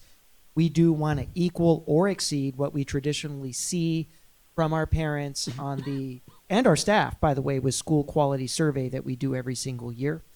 I'm lending the profilability of my office to boost attendance at forums. I will be visiting throughout the month of April some of the schools that have the highest volume of discipline. So I'm speaking directly to teachers. And though I want to take the opportunity to say that my efforts, and I know we're reaching out to all stakeholders, and all stakeholders are very important, but from the superintendent's perspective and the role that I play, there is perhaps no recipient that is most dependent on the decisions that we make than the classroom teacher. It is the classroom teacher that is the variable, the most important variable in student success and achievement, and they are the final recipients of decisions that we make with regard to disciplinary processes and procedures, as are the students that are sitting with them in the class. So a lot of my school-based efforts are going to be focused on those two groups, the students and the teachers, and interacting directly with them regarding their experiences with the code of conduct and what they would like to see. That's not to say I won't be setting up forums for parents, which most likely will be virtual, but my face-to-face efforts, I'm going to be concentrating those for our teachers and our students at some of the district schools that have the highest volume of discipline to see if that can boost some of the attendance that we're seeing in the in-person forums. We're also going to be shifting to more virtual. We seem to be getting a lot more attendance at virtual forums. At our last one, we just cracked 50, which I think was really, really good. We've been struggling a little bit with in-person, and I think that just probably is just a function of the time in terms of when folks are trying to put dinner on the table. So it is early. It is the beginning. This is info session number 1 at the beginning of this process, but we will extend if necessary if we're not seeing the responses that we would like, given the importance of this item. Thank you. Ms. Luna Rose. Thank you. Hi, Ms. Warmgren. Hi. So as also a parent and a product of the district, so I'm always very interested in the code of conduct. So two questions for you. One, I'm looking at the students' forms completed, Santa Rita, Sabino. So, and I think Dr. Trujillo also alluded to it, and the apps and stuff, but how are you getting in front of those high school students? Because, you know, they like to walk by and they're on their phone and they're not paying attention. And besides assemblies, what else are you doing to capture the high school voice? So we are actually looking at focus groups. And so we reach out to site administration. We ask for a diverse representation of learners. So we want kids that are very familiar with the code of conduct. We want kids that are not very familiar with the code of conduct.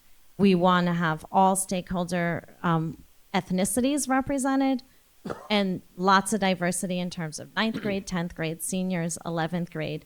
And so that criteria was laid out for site administrators at our ILA at the beginning of this spring.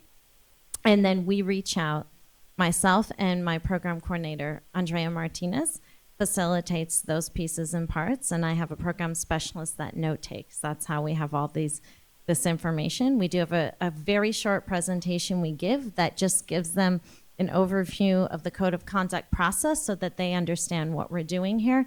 And then we get right into speaking with the kids with what their concerns and their issues are within the code. And we give them the link with the code of conduct. Some site administrators have come and sat with the kids in the beginning in case they had specific questions for those folks. We did find that we got our most honest responses when the site administrator was not present. And that is part of why deliberately I'm not the one running all of the student forums, that we have someone who is a program coordinator and not the director of student relations. High school students do know, they go, oh, you're in charge of all the discipline. And so I want to make sure that they have someone who has an open voice. She is a nationally trained restorative practice facilitator, so she's very good at conducting circles and working with students. And so that's how we've been engaging with the student forums, has been in a small group of 15 to 20 students each, and really giving them one class period to sit and discuss. And then the bell will ring and another group of students will come. And so that's how we've been facilitating it. We have not gone out and done a large assembly piece. We're really trying to get very diverse, individualized voices during that time. Okay, thank you. And then my second question, have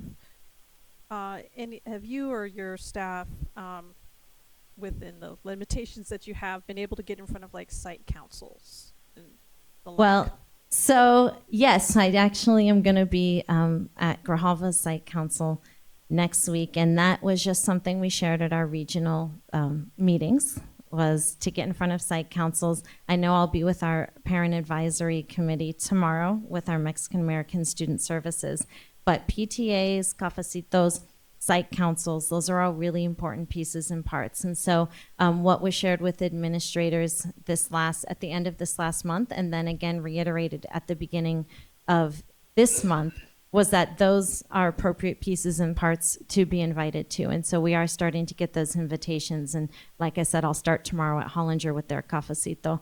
And then I know we have Grijalva's PTO meeting as well at 3. So we are starting to interface in those smaller pieces and parts as well. Site council is very important. Thank you. Thank you. Mr. Romero. All right. Unfortunately, that 105 is kind of a discouraging number. Yes, sir. Yeah. And I know for me, it looks like you changed the flyer, because I attempted to go to the first one at Palo Verde. I ended up at a girls' basketball game. I think Palo Verde won, so that was good. But some of the things, and I guess I'm looking for a little guidance as well. Since my being elected to the board, I just have kind of a small handful, and I'm only going to read a couple. These are emails that I get from teachers, from students, other people within the community. And I don't know if there's also a way we can have people have where they can submit these things online. So I'm not just giving these and reading these to you, but this is from a 7th grade teacher. And if a 7th grade teacher knows these things, she went on, I'm just going to kind of go over the Disciplinary Act. Another thing is that teachers don't discipline students properly. Blank school, so vandalized, there's writing on the walls, desks, and even the tables. Chairs are broken, and even with this happening, the teachers and monitors don't do anything. Of course, most schools have this. I just don't understand how our school staff does nothing about it. And just one more real quick, like I said, I could go on for a while. I've taught in TUSD for over 30 years, and my father taught for TUSD for 40 years. I'm currently the department head of social studies at X High School. I was moved to write this email because I heard something disturbing at our weekly instructional council meeting on Thursday. According to our principal, TEA leadership reported to the board that teachers are calling for the board to soften the current discipline policies. If this is true, I have no clue how TAE leadership came to this conclusion. Teachers at my site and those at other sites have also spoken to recent are calling for the opposite. In my 30 years as a teacher, I've never seen such abhorrent behavior in the halls. As I see it on a daily basis, for instance, so many students can be found in the bathroom getting high during the passing period. Several students refuse to go to the restrooms due to the smell of vapes. Students roam the halls every period. And despite the efforts of the administration and staff to get them into class, they persist. Even worse, the disrespectful staff and monitors experience on a daily basis for simply asking kids to get to class is mind-boggling. Several times I've had to close my door due to the noise of unruly students in the hallway. It's disrupting my lessons. We need stricter discipline policies. Obviously, this person needs to reach out to the board or out to administration as well. I think this is going to be huge, and I think it's going to be a pretty hot topic. There's a lot of people, like I said, that I've been getting a lot of responses from our community members. So moving forward on some of these things, what's the best way for me to direct these people that have these grievances? Gene, if you can go back to slide 8, or if you can go The back email to the address, yeah. The with the email email address. address. Yeah, Yes. yeah. If you can show And- that, Brian has it. there you Oh, go. whoop. I'll let Anna if you want to take it from here. Yep. So we do have an email that those all can be forwarded. We respond within 24 hours, just as any parent who would call our office. They will hear from me personally by the end of the day. Any teacher, anyone who has an issue with disciplinary stuff, I always say, come and call the Office of Student Relations and we will help. This email has been hugely helpful. People have written very long, very thoughtful responses and have shared their concerns via this email, and they get an equally thoughtful response back because they took that time. And so we are absolutely going through each and every one of them. Tina Escalante, my administrative assistant, flags all of that and makes sure that I have those. And she nags me all day. Don't forget, make sure you have your COC emails done and I'll file them for you. All right, Tina, I got you. So that's the best way. And what they're echoing in those pieces and parts, I can address one by one, and I'm happy to do so. And the sentiments that they're sharing, we for sure hear the defiance, the disrespect, drug usage, truancy in the hallways. So absolutely. And I just want to say, Palo Verde, every other forum after that, the signage was bananas. Like you couldn't get lost if you tried. I carried those signage, and my husband can attest to it. He has taken them in and out of the Honda Pilot more times than we can count. So thank you for that feedback. That was adjusted immediately. Dr. Trujillo? As I think we're heading to the end of our first info session, at the very beginning of the board's deliberation, which is basically now, over this next 3 months, potentially longer, I think there are 3 sort of philosophical aspects of this issue that you may want to start thinking about, okay, that are at the heart of a lot of the frustrations that we see and that you're going to hear about. Number 1 is, what's the governing board's definition of exclusionary discipline going to be? Around the state, the general definition of exclusionary discipline is the off-campus suspension. It is the removal of the student from the campus. And it's the discontinuation, albeit temporarily or even long-term, of primary instructional services, meaning day-to-day instruction in front of their teacher. But under the governance of the federal court, which is what we've been under now, in some way, shape, or form for the last 40 years, exclusionary discipline has meant the removal from the actual classroom. Even if it's just for de-escalation purposes, even if it's to the counselor's office to calm a student down, even if it's into in-school suspension, if it's into a what we call a positive intervention center where a student can have access to one of our social workers to kind of de-escalate and work on decision making.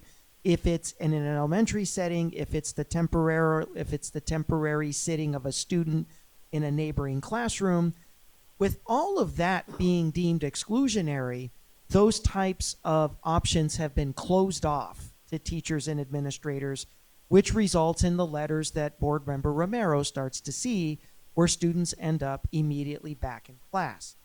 So those are the definition of what it means to be exclusionary at the very beginning of this process. I think it's good for you as governing board members to start to think about that, where you land. Do you define a partial lunch detention as exclusionary?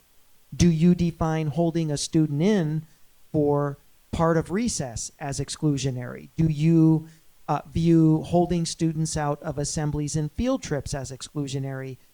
That's going to be key in terms of tools and opportunities that our administrators and teachers are going to have for accountability. I think the second thing that the board needs to really start thinking about is just the necessity, if it is or not, I don't know, if there's necessity for a dress code at this point, at this moment in time. Through the years, as students have now really come full circle in terms of realizing their identities, whether that's ethnically, whether that's gender-wise, whether that's sexual orientation-wise or religiously, it is now to a point where our staff members are overwhelmed with hesitance and confusion in terms of what their role is in telling a student how they should be dressing. It's to the extent where administrators and teachers no longer feel comfortable doing so, unless there is very, very scripted guidance coming from the administration and ultimately the governing board. We have existing policy that allows our administrators and our teachers to take action with regard to what could be deemed a campus disruption. Any sort of activity or action or behavior that actually interrupts the immediate instructional environment or the operation of school. That could include egregious examples of dress code related issues. For example, not that this would ever happen, a student coming to school naked. That is an obvious, immediate disruption to the environment that we could deal with. A student coming to school with some type of clothing that actually has hate speech written all over it that is actually defined in our non-discrimination policy, we could take that immediate action. But the time and place where we're trying to figure out how short a blouse needs to be or what constitutes interior underwear and how short a dress should be, that those days are over. I don't think that that's appropriate anymore in the age that we're living in now. And I think it's to the point now where our administrators and our teachers are no longer comfortable either, and probably actually join the students in saying, what now? You know, where do we go with a dress code? So I think that that's a second sort of existential philosophical thing that our board members may want to start thinking about as we go forward in this process. And then lastly, when we're talking about student discipline, I think we should probably start thinking about, and I think Anna started the presentation off, the potential necessity for separating out codes of conduct for different grade bands. Maybe having a different code of conduct that serves K4 and having something different that goes secondary, or one for K5 and then one that goes secondary. We've experienced a great level of difficulty over the years trying to work with one singular code of conduct for behaviors that happen at kindergarten as they happen at 6th grade and at 12th grade. So I think these are going to be three really kind of foundational ideological issues that our board is going to have to really start thinking about that will continue to emerge as we go forward in this process. Thank you, Dr. Trujillo. That gives us definitely a lot to think about, the five of us up here, as we're going through this process the next few months. Any last comments? All right, Ms. Shaw, and then we'll move on to the next item then after that. Thank you. A few points. First, since we have this schedule up, I wonder if we could add a weekend forum, both in person and virtual. And I see these are after work hours, typical work hours, but still, weekend may be better for some parents or staff. Second, thank you, Mr. Romero, for reading those letters. I think the point, like highlighted in the letters, is that the code of conduct means nothing if it's not followed uniformly. And speaking of uniforms, my daughter would hate that I'm suggesting this, but I wonder if we might explore uniforms at all of our schools. Because, yeah, I mean, personally, it's troublesome every morning to get my daughter to school. She's very concerned about fashion. And I'm concerned about other things. And so, yeah, I think it might be, best for everybody involved just to have like uniforms across the board at all of our schools. Great. Thank you, Ms. Shawn. Thank you, Ms. Wormbrand, for all of your leadership and work on this. Thank you very much, and I'll see you soon with much higher stakeholder numbers. Good evening. Appreciate you very much. All right, I'm going to bring us back towards the top of the agenda with our consent agenda. Dr. Trujillo. President Shaw, members of the governing board, I would like to recommend the governing board's consideration of the consent agenda as organized and presented, items 5.2 to 5.12, as presented. Thank you, Dr. Trujillo. And before we ask for any items to be pulled, I'll ask for any kind of clarification or any questions board members might have, and then I'll ask for any items to be pulled. Mr. Romero. All right, I got a couple of them. The first two might be they should be pretty easy. I just want to get some more clarification and understand the process a little bit more. On 5.5, we talk about purchasing, Tucson Unified School purchasing, and it talks about in here over the solicitation overview, in accordance with school district procedure rules of the Arizona Administration Code, promulgated by the State Board of Education, bids for the material or service specified will be received by Tucson Unified School District electronically through Procure Now. It says bids received by the correct time and date shall open. The vendors who submitted should be publicly read. After the bids submitted in response to the invitation for bid are opened and the award is made, the governing board shall make available for public inspection all information. All bids and all findings and other information considered in determining whose bid conforms to the invitation for bids and will be the most advantageous with respect to price, conformity to the specifications, and other factors to be selected for the award. And I'm not exactly sure how this works. It looks like the release date was done on February 8th and the due date was March 7th. But this was the first time that I had seen this, and I'm just trying to find out where, these bids that are coming on in. It says the governing board shall make available for public inspection all information, and me as the governing board didn't have that information in front of me. So I want to understand this process. Yes, I'd like to welcome Diana Kierfoot to the podium. Diana is our director for purchasing, and she is our chief officer with regard to compliance with all procurement procedures. Dr. Roddy, president of the board, board members, Dr. Trujillo, Council Ross. Yes, the bid, it was released through OpenGov, which is a bidding service the district now uses. The date that it was issued, February. This is an E-rate, so it's a federal program, and it's required to be out for 20 days on the street. So it was issued in conjunction with technology because they went in and they create the scope of work, the list of products, and the license firewall that they created this list, and that's what we issued. We issued 88 vendors. We had 7 in.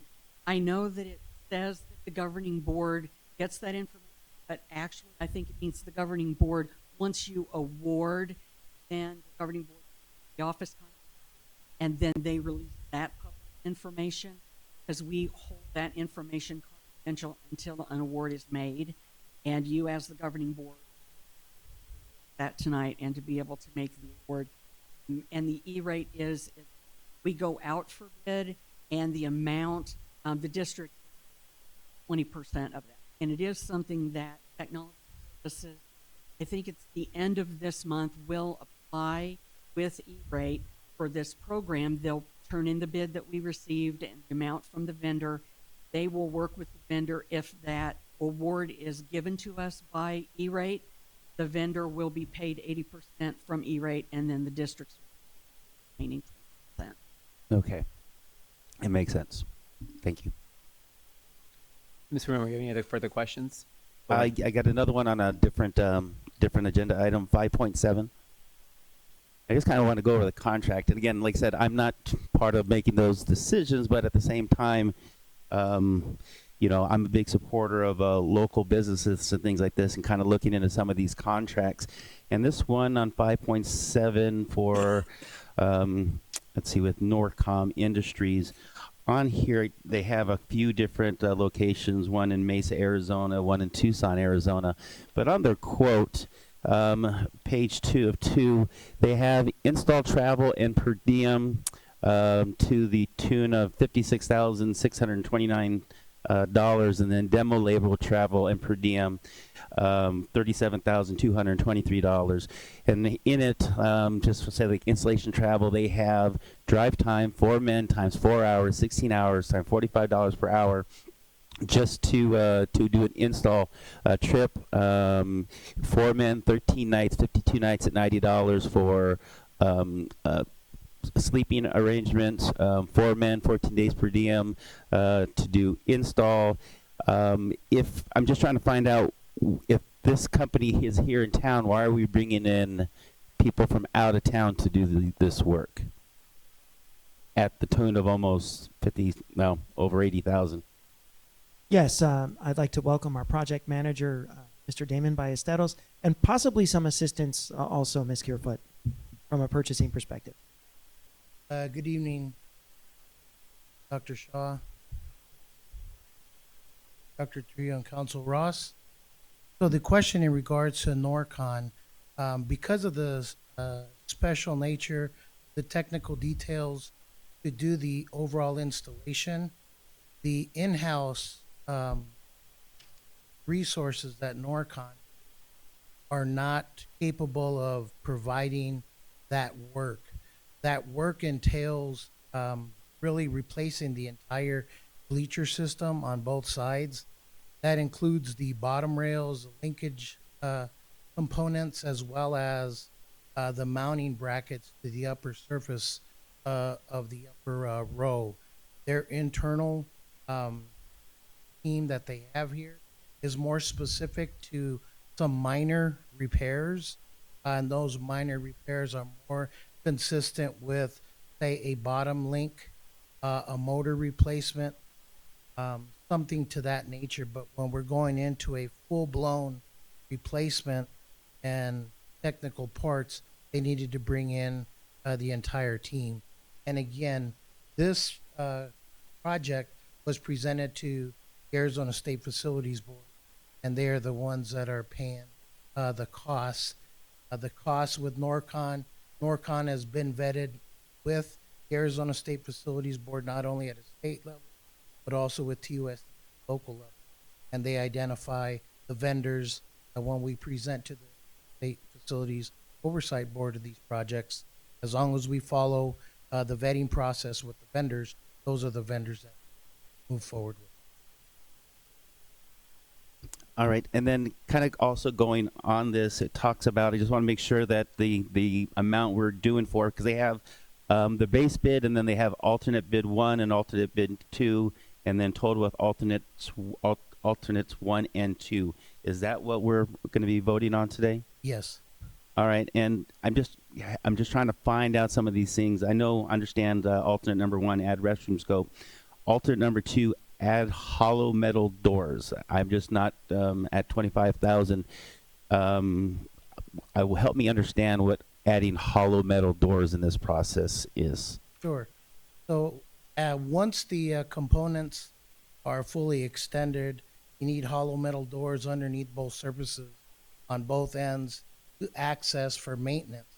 And it's not just a standard hollow metal door. It's collapsible so that when you retract the system and the door go into the retracted bleachers. When they are fully extended, that hollow door now becomes the opening for the main. Okay. And then just one more question on this one. It talks about clarifications and exclusions. It talks something about line 3, performance and payment bonds are excluded. If requirement of these can be provided at an additional cost. So I just didn't know on that one, do we normally do stuff without performance and payment bonds? I understand it's more money. I just wanted to just clarify that point. So again, depending on the costs and sent to the governing board, or excuse me, to the Arizona State Facilities Oversight Board, requirements when we present during the assessment, another project, they identify bonds are necessary. Okay, and then just one other thing I think here. It talks about all permits, road permits, sewer connection fees, water meter fees are excluded. So are we going to have some more money that's coming out of us? Is it coming out to the other organization on that? If we're not, I guess I just want to find out where these fees are going to come from. So there, again, that's pretty much what's considered standard boilerplate. None of those items are in the scope of sewer, water, or any type of strictly actual bleachers and the mechanism to. As I thought on, where did I go? Alternate 2, it was add restroom scope. So within that, I would guess there'd be some water and plumbing. No, the restroom scope is specific. Just it's existing. The plumbing is existing. The water is existing. Thank you very much. I appreciate you clearing that up. Yes, sir.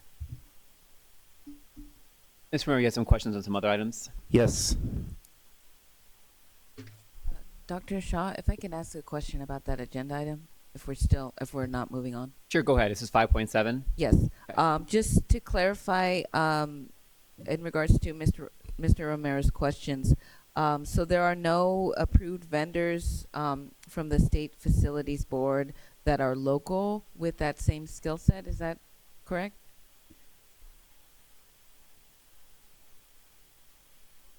Once again, Norcon is a local vendor just because of the scope of work and the nature of the actual work for the construction. They needed to bring in a team from Phoenix to complete the work. Norcon does have a local. And again, these are vetted through the Arizona State Facilities Oversight Board. There is another vendor, but that vendor does not have. I see. Thank you. Mr. Romero, what's the next item? 5.11. Student Activities Fund? Yes. I would just like to get some more information on that and kind of show some transparency to our community, and very similar to that of 5.2. Governing Board Member Romero, Clerk Romero, I can handle that for you. Okay, and it's always great. You know, I know these appear every single month, and for those of you in the viewing public, here's an opportunity to kind of understand the inner workings of some of the consent agenda items that we don't really talk about. So let's start with 5.11. Every single month, the governing board and any member of the public, they have an opportunity to receive an A through Z listing of every single student club and activity in the district that has authorization to raise funds through various different fundraisers, whether it's selling chocolate, selling candies, selling bracelets, and we owe the public any changes in revenue over every single 30 days. So I'm looking right now at the Doolin Student Council. Well, I see that in the last 30 days, they spent $961, which brought their balance down to $1,716 for this month. You can see that level of detail for every single student club or activity in the district. So that's always available for public review every 30 days, our first governing board meeting of the month. When we go to 5.12, this is for the tax-paying public, those of you And by the way, thank you. This gives me an opportunity for each and every single person who is watching this. If you have donated to any student club activity or the district itself, thank you again for your support. But you can see the ledger of tax credits that accrue for each and every single school and program. So the previous item is revenue generated through fundraising efforts of student clubs and activities. This report is the ongoing ledger of tax credit donations that have come in to schools and school-specific clubs and activities. Included in here, you can see schools themselves, but you can also see specific programs inside of schools. You can see specific programs inside of the district, and it'll show you what the current balance is, current availability of funds for schools or programs to spend with their tax credits. And then you can also see any activity in terms of increases or decreases in balances over the last 30 days. The follow-up question real quick. On it, one of the categories is undesignated. What does undesignated mean? So an undesignated tax credit or an undesignated tax donation to a school or the district, it simply means that there is no specified program, there's no specified group. It's donated to either the school itself for general use or the district itself. Okay. And what can they use these individual schools and programs, and I'm sure use it for, that thing like volleyball or whatever, but in these undesignated, can they use it on anything? Well, there are general parameters, and I'm going to turn it over to Mr. Ross at this point. But an undesignated tax credit, yes, it does open up the door for said school. And by the way, it is the site council on a school level basis when we're talking about general school undesignated tax credit donations. It's the site council that works with the administration. They come together to approve those expenditures or an expenditure plan. But for the specific parameters regarding what undesignated tax credit dollars can be spent on, I'll turn it over to Mr. Ross. Thank you, Dr. Trujillo. I was trying to pull that up here in the last second. I don't have the list in my head. I imagine Mr. Hernandez probably does better than I do.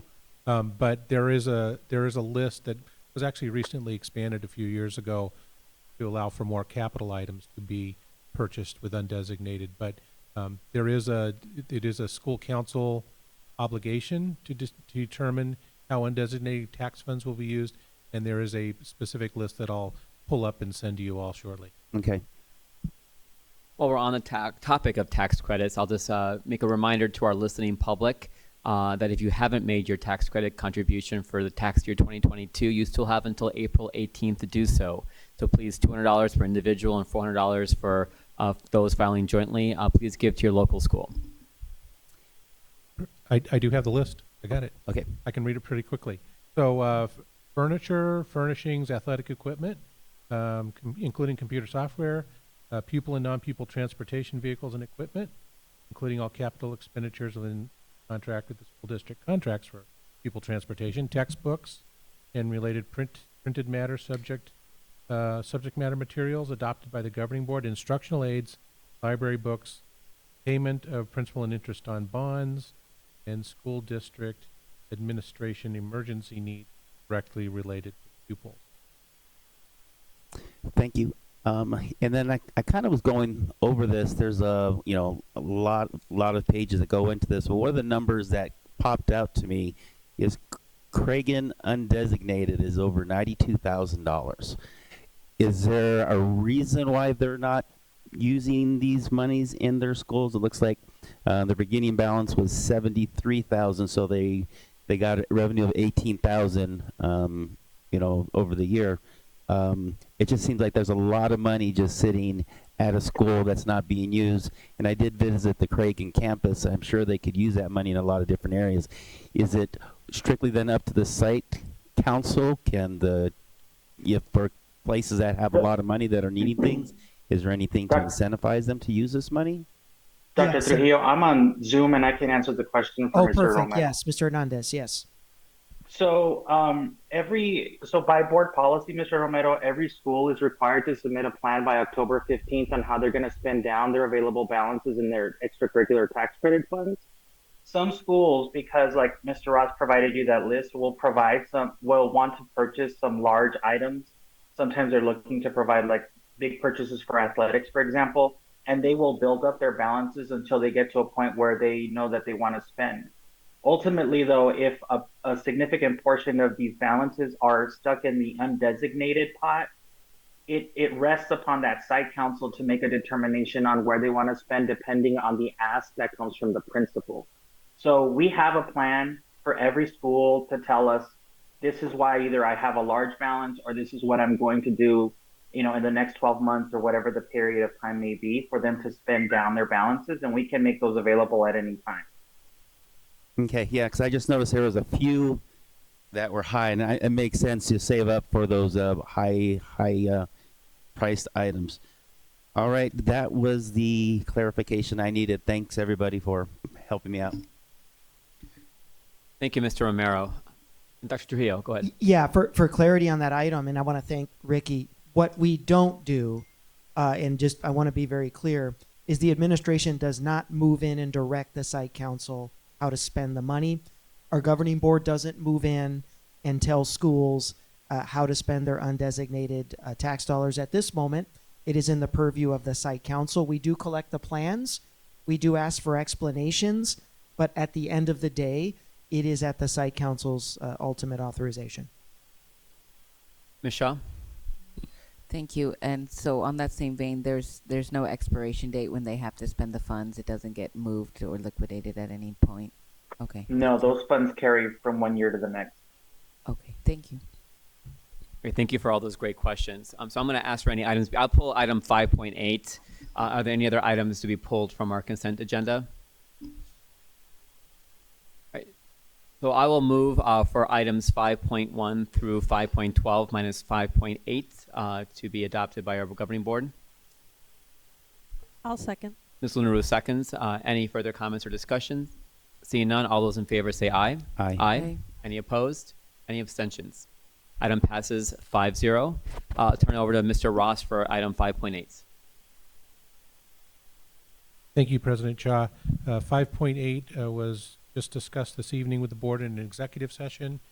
During that session, council for the district received direction from the board to revise this proposed settlement agreement and take that back to the other party. We understand that direction and ready to proceed with it if the board do that. I'll move this item with the modification that we discussed in executive session. I'll second. We have a motion and a second. Any further discussion? All those in favor? Let's do a roll call vote on this one. Ms. Pena. Shaw? Aye. Ms. Ekstrom? Aye. Ms. Luna Rose? Aye. Mr. Romero? Aye. Dr. Ravi? Aye, the item passes 5-0. Thank you. All right, we're going to move on to item 6.1, administrative appointments. We have the new principal of Choya High School. Yes, President Shaw, members of the governing board, tonight's first administrative recommendation. We are proud to recommend this evening the current interim principal of Choya High School, who originally came to us after a long and distinguished career in Nogales as the proud principal of Nogales High School. We were able to get him into TUSD, where he went on to serve proudly as Morgan Maxwell's principal for 3 years before assuming the helm at Choya, where he has led successfully this year. His roots go all the way back to his time as a science teacher and a track and football coach in Sunnyside over 20 years ago. So we want to welcome him and his family. I know they're here tonight, and I'd like to recommend for the governing board's consideration Mr. Cesar Miranda for the principal position, the permanent principal position at Choya High School. I'd like to make a motion. All right, we have a motion to approve this recommendation. I'll second. And a second from motion by Mr. Romero and a second by Ms. Luna Rose. Any discussion? All those in favor say aye. Aye. Aye. Any opposition? Any abstentions? Item passes 5-0. Congratulations.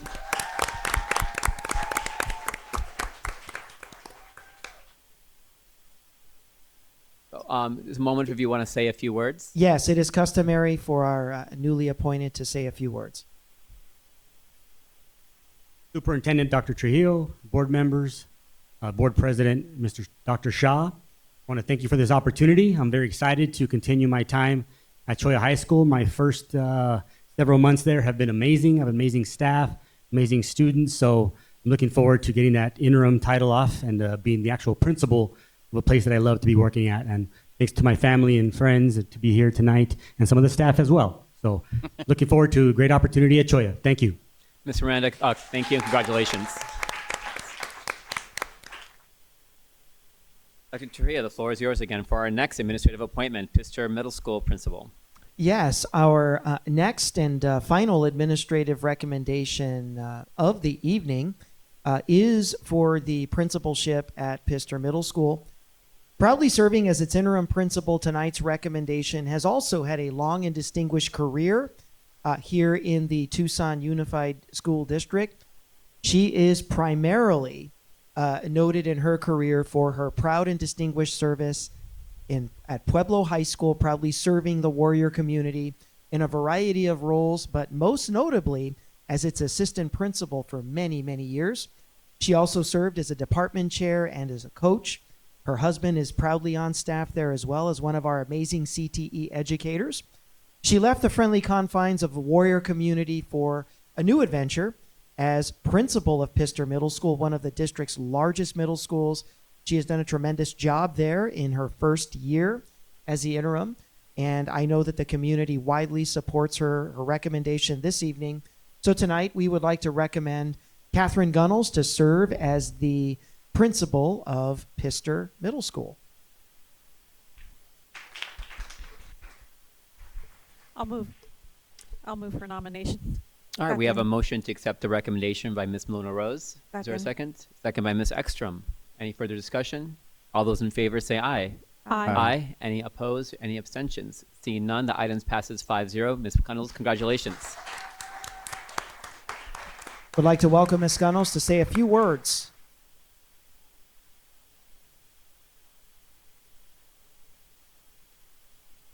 Good evening, everyone. Thank you very much, Dr. Trujillo and governing board members. I'm very happy, just like SR there, to get rid of the interim title.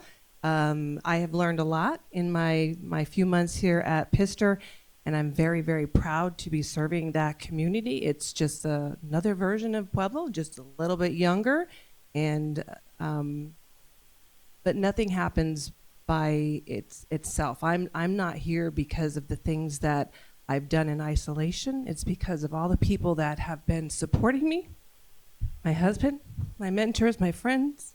Sorry, I cry a lot. And to them, I owe a great debt of gratitude that I cannot repay except for by doing my absolute best. Thank you.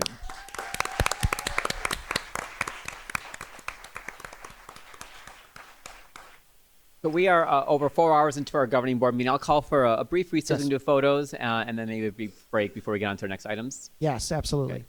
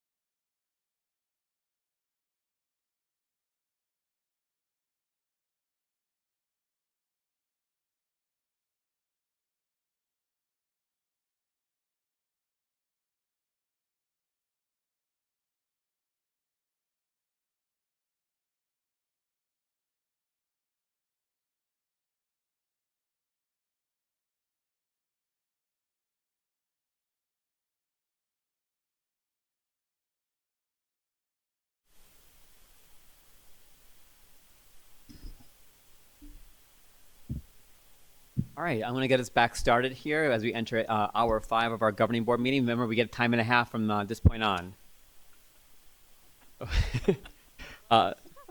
We're going to item 6.3, approval of contracts for certified staff of the Tucson Unified School District for the 23-24 school year. I believe we have Mr. Fernandez, our Chief Human Capital Officer, to lead us in this item. Yes, President Shaw, members of the governing board, I'd like to turn over to Mr. Fernandez. Tonight, we're proud to recommend the contracts for the teachers of TUSD. Mr. Fernandez? Okay, good evening, board. Just for your approval today, you have about 2,839 teachers waiting on approval of their contracts for the coming school year. The TEA consensus agreement requires this written contract to be executed for continuing probationary and temporary teachers. And once the board reviews and approves, we will be charged with issuing those contracts, getting them in the hands of our teachers, and then looking forward to them continuing with us for the coming school year. There are about 1,931 of these contracts are continuing contracts for teachers who have exceeded the 3 years of teaching in Tucson Unified. There are 515 temporary contracts. These contracts are for those filling vacancies advertised after Labor Day of each succeeding school year, or for those who are issued to teachers in the first year of their profession. And then we have about 393 who are on probationary contracts, and these are those who are certificated but still are on their way to either completing their first 3 years as teachers or who have been in probationary status due to performance. So with all that said, we did inform schools of the need to renew all temporary probationary contracts back in January and got all the confirmations of the teachers who are going to be renewed. And we bring them to you tonight for your action. And again, once these contracts are issued within 10 business days, our plan is to work steam ahead to get those contracts in the teachers. So thank you, and I'm available for any. Thank you, Mr. Fernandez. Are there any questions, comments, or a motion on the table from the governing board? Ms. Ekstrom? I move to approve the contracts for certified staff of Tucson Unified School District for the 2023-2024 school year. I will second. Thank you. Ms. Ekstrom moves the item as recommended, and Ms. Luna Rose seconds. Any further comments, discussion? Seeing none, all those in favor say aye.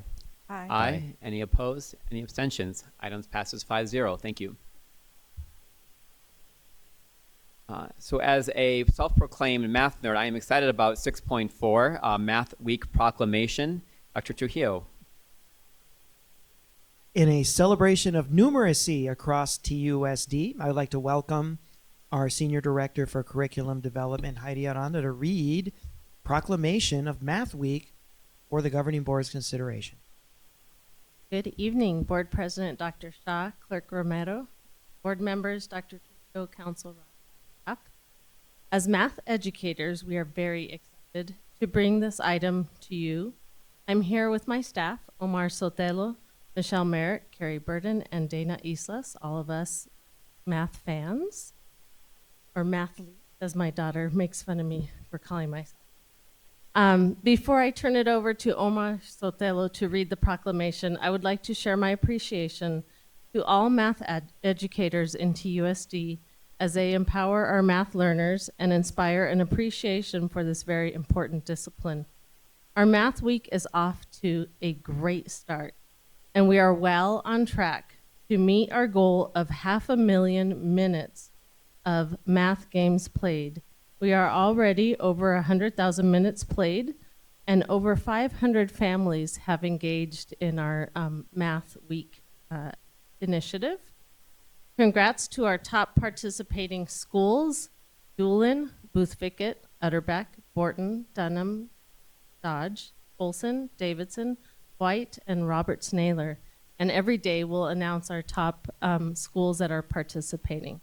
With that, I will turn it over to Omar Sotelo.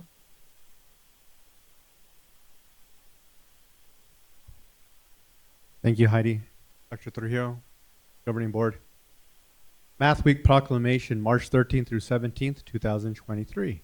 Whereas mathematics is used every day in the home and in the workplace, which makes mathematical literacy essential for all citizens to function effectively in society. And whereas mathematics is the foundation of discipline for science, technology, engineering, mathematical reasoning, analysis, and problem solving are increasingly vital in preparing our youth to lead productive and responsible lives. And whereas a working knowledge of mathematics is critical to understanding and contributing to an increasingly technological world. And whereas mathematics is a living and growing discipline, continually being created and discovered, the power of mathematics is revealed in the richness and beauty of its intellectual structure and the diversity of its application to almost every field of human endeavor. And whereas mathematics describes our natural, technological, and sociological environments, and whereas TUSD commits to the fair and equitable teaching practices, high expectations for all students, and access to rich, rigorous, and relevant mathematics, and strong family-community relationships to promote positive mathematical learning and achievement. And whereas during this week, we recognize the importance of mathematics, and we ask that all citizens endeavor to learn more about mathematics, improve their skills, and acknowledge the innumerable benefits of mathematics. Therefore, the Governing Board of Tucson Unified School District does hereby proclaim March 13th through 17th, 2023 as Mathematics Week. Thank you.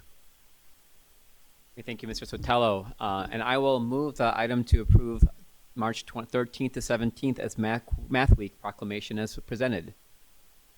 So moved. So we have a motion made by myself and a second by Second. Ms. Luna Rose. All those in favor say aye. Aye. Aye. Aye. Any opposed? Any abstentions? Great. Thank you. Item passes 5-0. Great.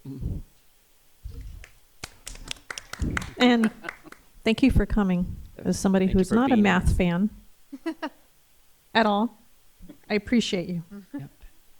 If we ever have a short meeting, I'll tell the story of how I got to use the Pythagorean theorem in live when we're constructing my house. So it was a lot of fun to be able to use a squared plus b squared c squared equals c squared to help construct our home. Nerd alert. All right, I'm going to turn over to Mr.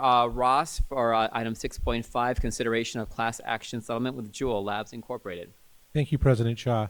The board has received a briefing on this from the outside counsel that handled this case for the board.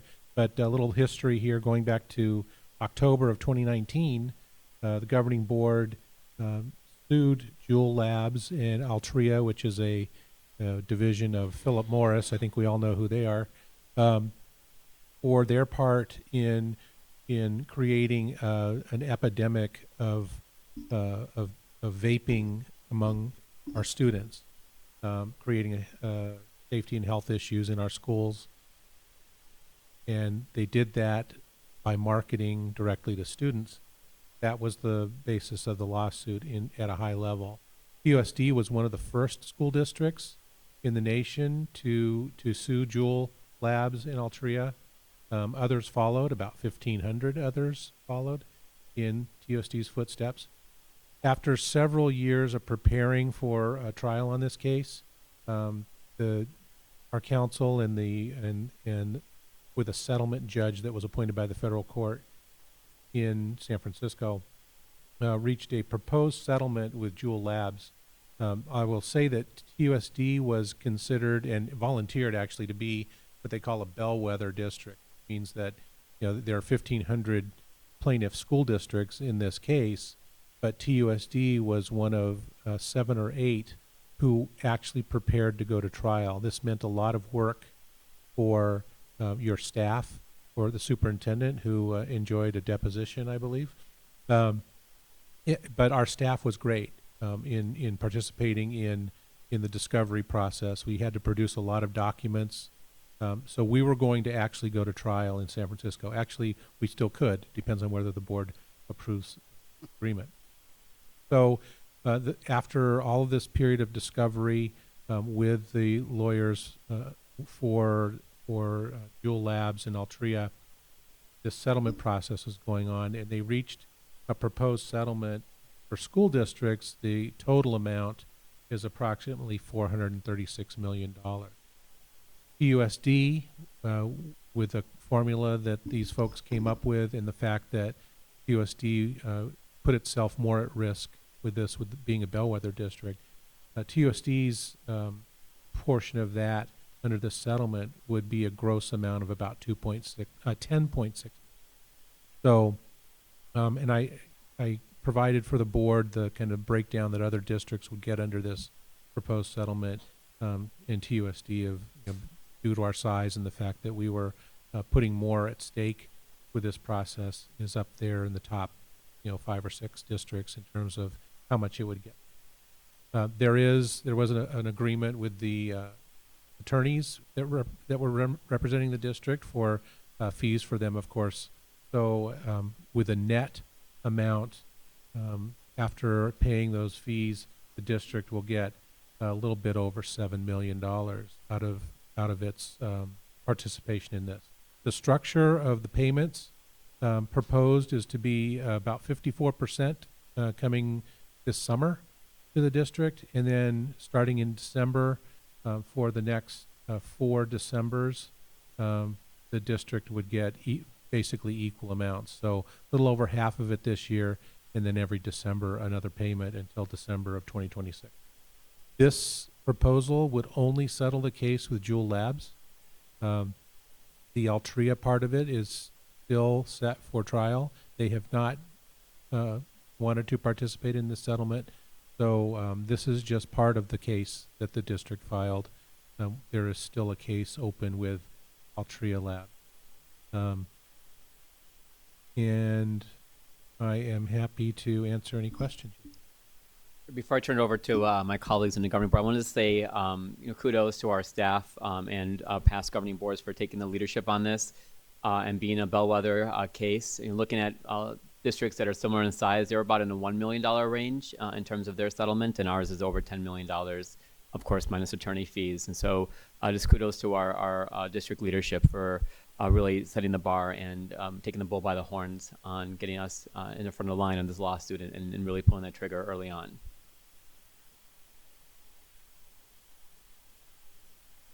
Ms. Luna Rose? Yes, thank you, Dr. Shaw.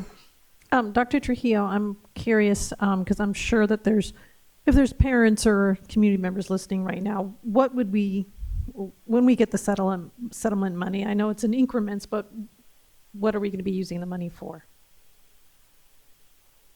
I'm going to turn it over to our general counsel, Mr. Ross. There are some parameters in terms of how we can use the dollars. Thank you, Dr. Trujillo. So the agreement itself, there's no restriction on what a board can do with this money.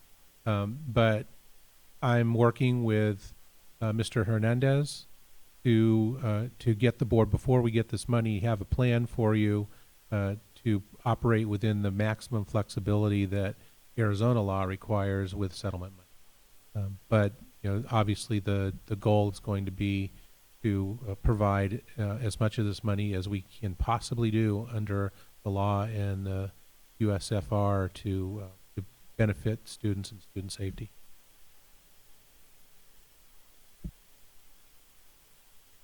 So I'll say, I think this is important.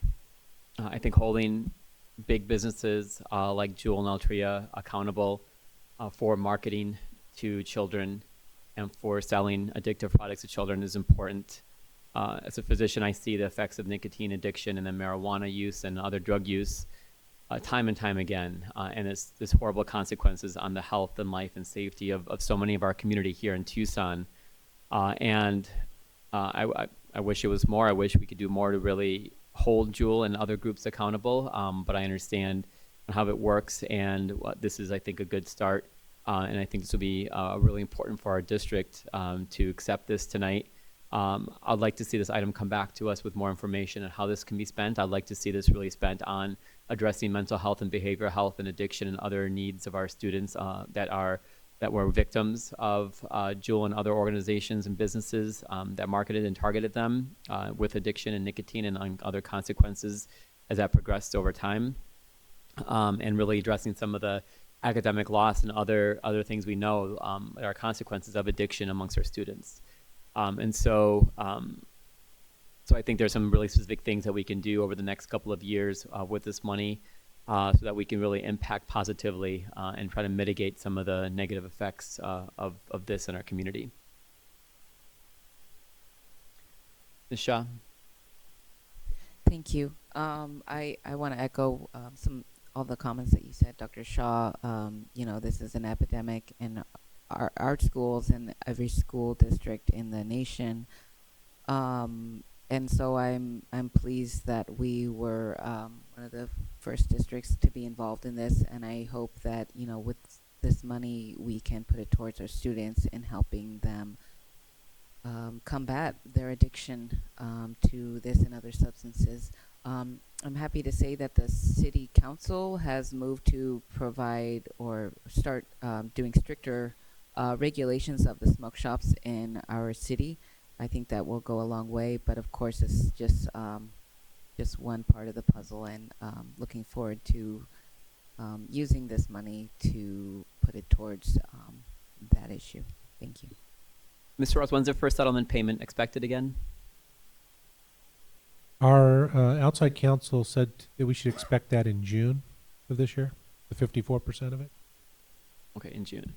So I will move to accept the settlement with Jewel Labs as recommended by administration and our council with the addition that this comes back to us before June 1st at a governing board meeting with more clarification on how we can spend this money and a plan on how we'll use this money to help benefit and mitigate, benefit our students and community and mitigate the negative effects of addiction. Second. Motion is made by myself and seconded by Mr. Romero. Any further discussion? Seeing none, all those in favor say aye. Aye. Aye. Any opposed? Any abstentions? Item passes 5-0. Thank you. All right, move right along to our sixth and final action item, which is recommendation of appointment of a Tucson Unified School District employee to the Employee Benefits Trust. Dr. Trujillo? Members of the board, as one of your appointed committees, the Employee Benefits Trust Board allows the administration to actually have an appointee, a trustee. And tonight, we would like to nominate our Chief Human Capital Officer, Mr. John Fernandez.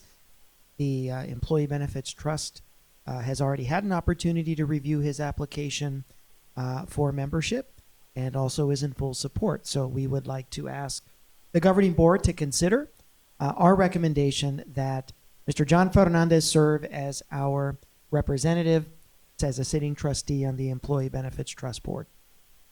Thank you, Dr. Trujillo. Any questions?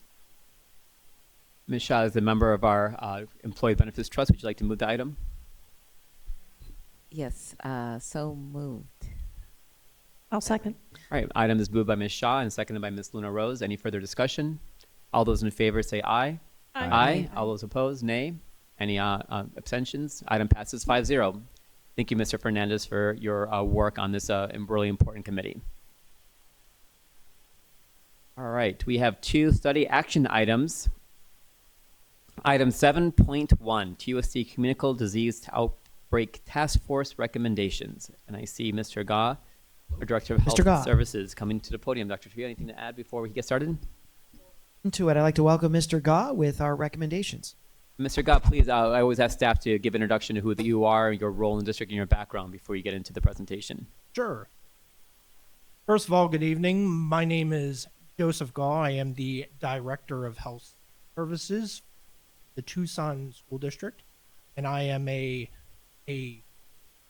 background includes a long history in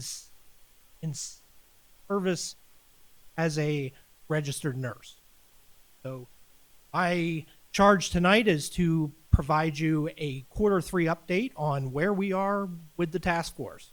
So you have received our very detailed summary as well, and we also have a brief presentation for you as well. So the charge, oh, there it is. Okay. So back in 2022, board the board had asked us to create a disease task force that would involve multiple employee groups, parents, and anybody who was like generally interested in the process. That was given to us in House Services last fall, and since then we have had several very productive meetings and have been moving along on our list of, my apologies,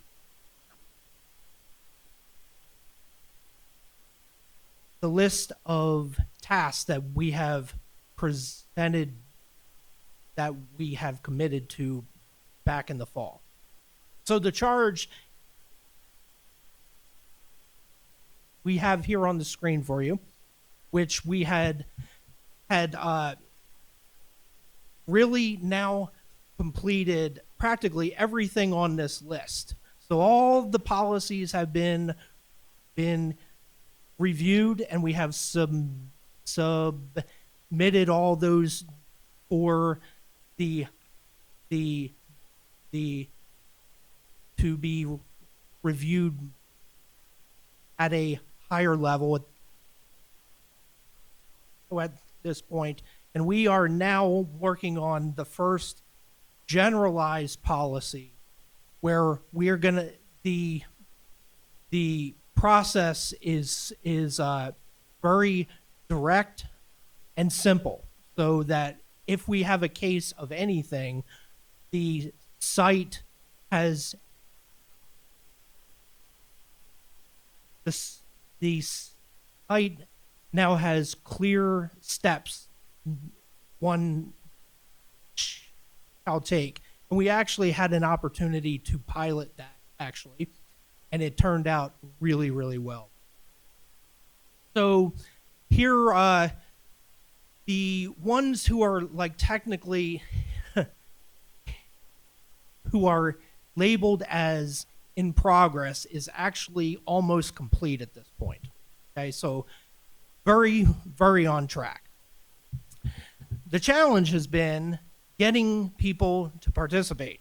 That's been the hardest process. We have done multiple attempts, mass emails.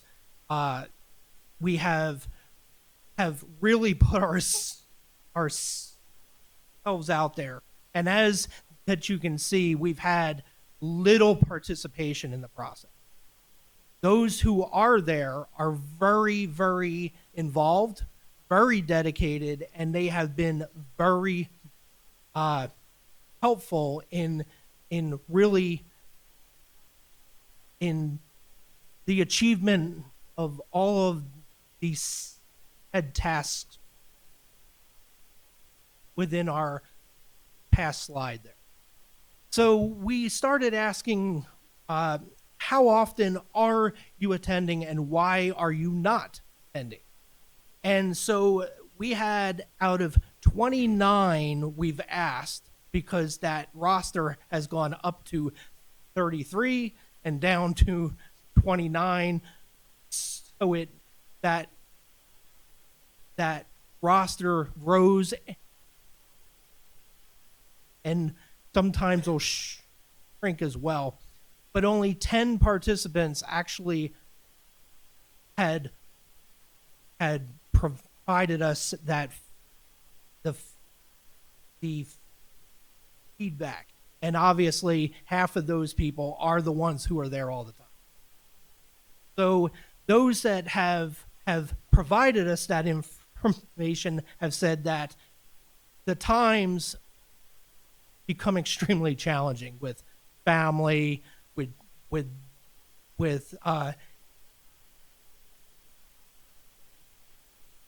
and they're changing roles as well. So we have tried multiple attempts at moving that meeting around. Yeah. But the really nice part is that they've all said that what we do is actually positive. So here is what we suggest that we do moving forward. So we suggest that we move this task force to a need-based task force. So we would put the request for the specific need within the superintendent's office, and then the health services team, when it's called upon, we shall chair the team. We would recruit per the needs, right? And then have a very specific charter. We found that the charter was the charge is extremely broad, and so keeping people engaged for that larger, bigger charge is challenging. So we would request your approval to move ahead so as we are until June 30th, because we still have just a few more tasks left to do on our agenda, and then starting perhaps like next year, the new process.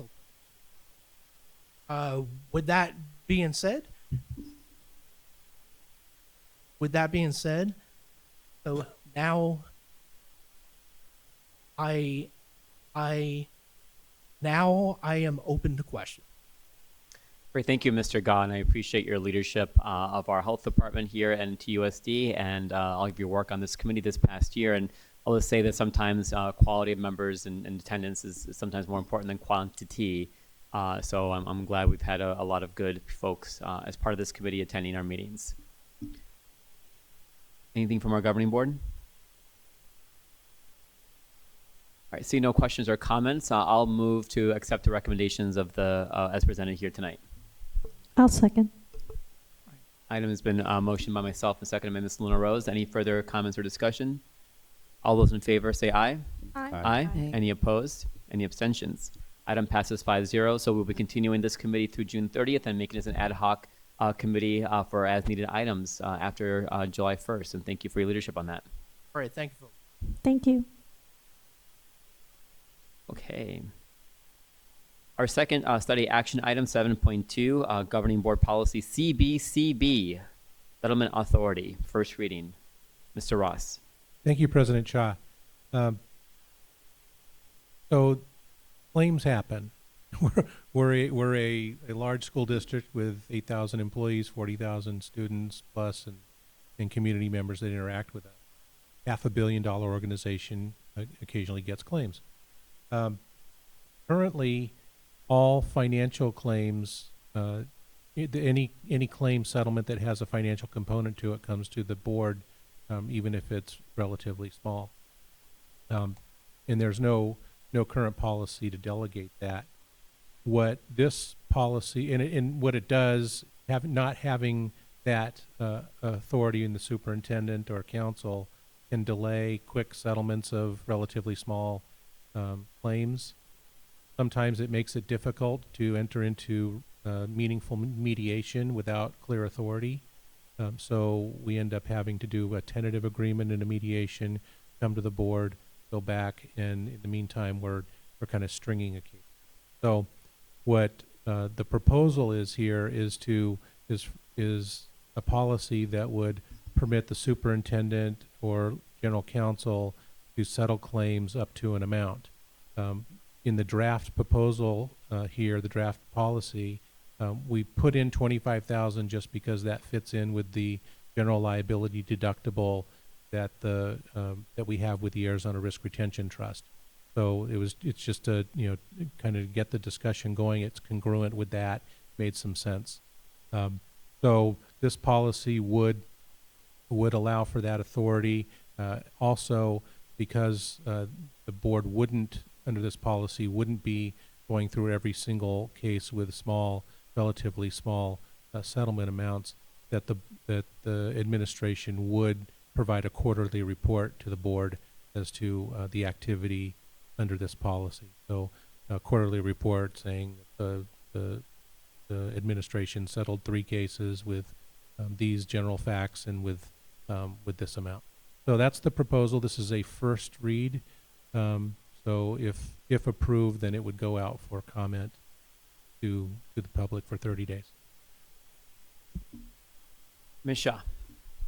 Thank you. I'm not for this policy. I think we were duly elected to oversee such things, and things have come up to the board where we don't exactly agree with the settlement, and so whether it's 25,000 or 5,000, I think we should have this final say and authority. So I won't be voting to move this item to first read.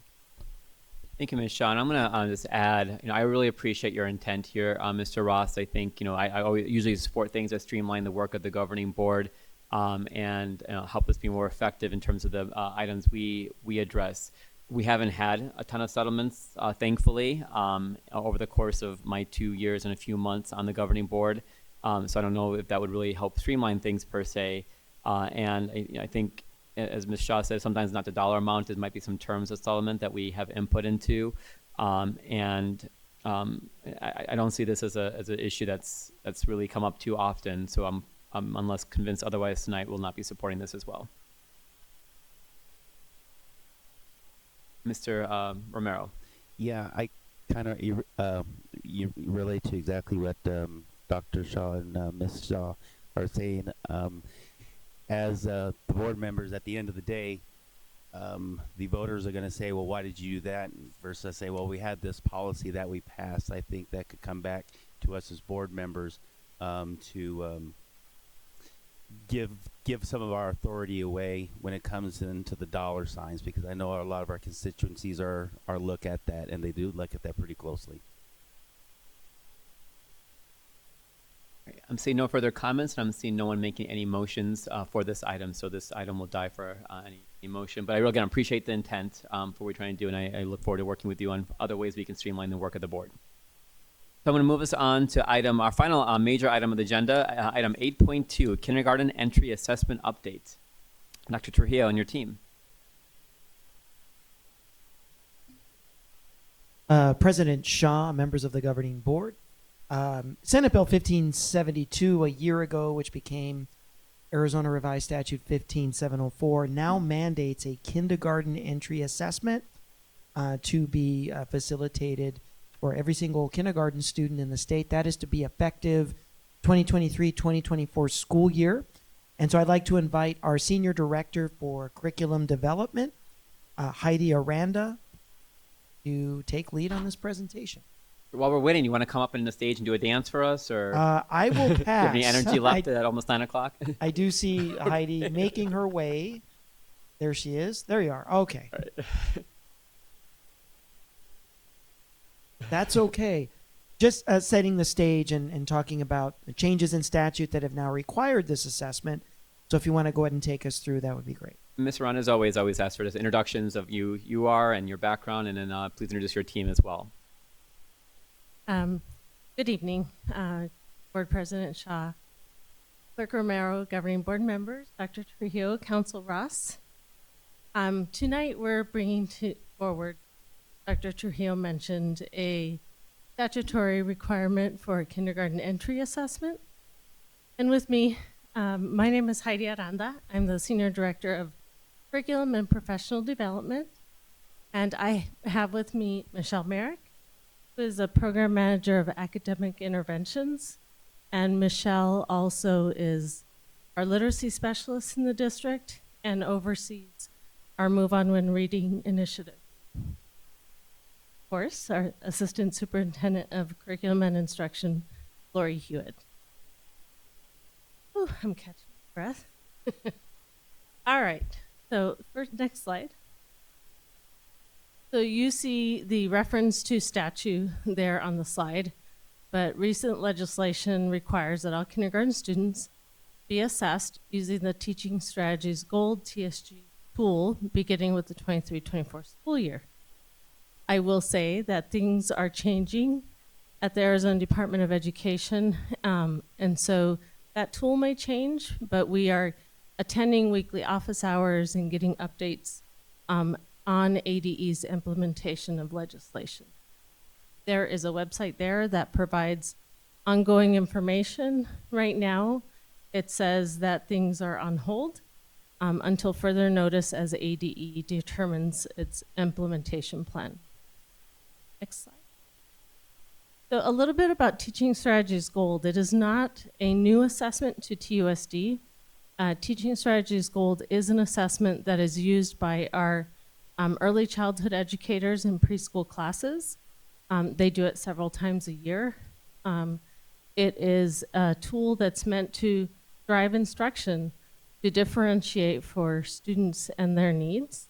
It informs instruction without disrupting instruction by embedding those authentic assessments. I always say it's helping teachers do what they do best. Teachers know how to observe students, notice their strengths, their weaknesses, and build upon that. That is really the essence of this assessment. It isn't an assessment where you pull a kid out of the class and give them the test, or you administer to all students at the same time. It is really an embedded assessment. It is aligned, of course, to the Arizona Early Learning Standards as well as ELA in math. Slide. So this gives just a picture of the domains and objectives of the assessment. In the full assessment, there are 38 objectives. ADE has identified 21 of the 38 objectives to be assessed, and one objective in each domain would require documentation. For example, if it's about writing your name, they might take a picture of the student having written their name and upload that as documentation with a date. So you see those that require documentation have an asterisk next to them. Next slide. So the plan for the 23-24 school year, and I'll preface this with, we'll take direction from ADE if this needs to be adjusted, but the Teaching Strategies Goal Assessment must be completed within the 45 days of students enrolling. All kindergarten teachers need to be trained in how to administer that assessment, which is a 6-hour training. And additional support staff can also attend that, like CSPs or reading interventionists, etc. And they have developed an administrator session that's 2 hours long. We have worked closely with ADE to customize this training for TUSD, bring it on site instead of our teachers having to sign up outside of TUSD with ADE. So they're willing to come use our structures like our professional learning days, for example, for our kindergarten teachers. And that's it. We wanted to kind of give you some, high-level information as ADE gives us more details about implementation. We can provide additional updates. Thank you, Mr. Rand. I'll ask the first question. So the training for the teachers, you said it'll be integrated with the professional learning. So the end of March professional learning day that's coming up, that's when the 6-hour training will happen for the kindergarten teachers? So we had them scheduled for that day, but ADE has paused all trainings as they reassess with new leadership how they're going to implement this state mandate, this legislative mandate. So things have been paused at the state level. So as soon as they release new trainings, so we're going to miss the March training, but hopefully we'll be able to offer sessions in the summer as well as our first professional learning day in August here. The assessments are done by middle September, right? Those 45 Right, days after the enrollment starts. So they'll miss 2 weeks of that testing window of about a month after.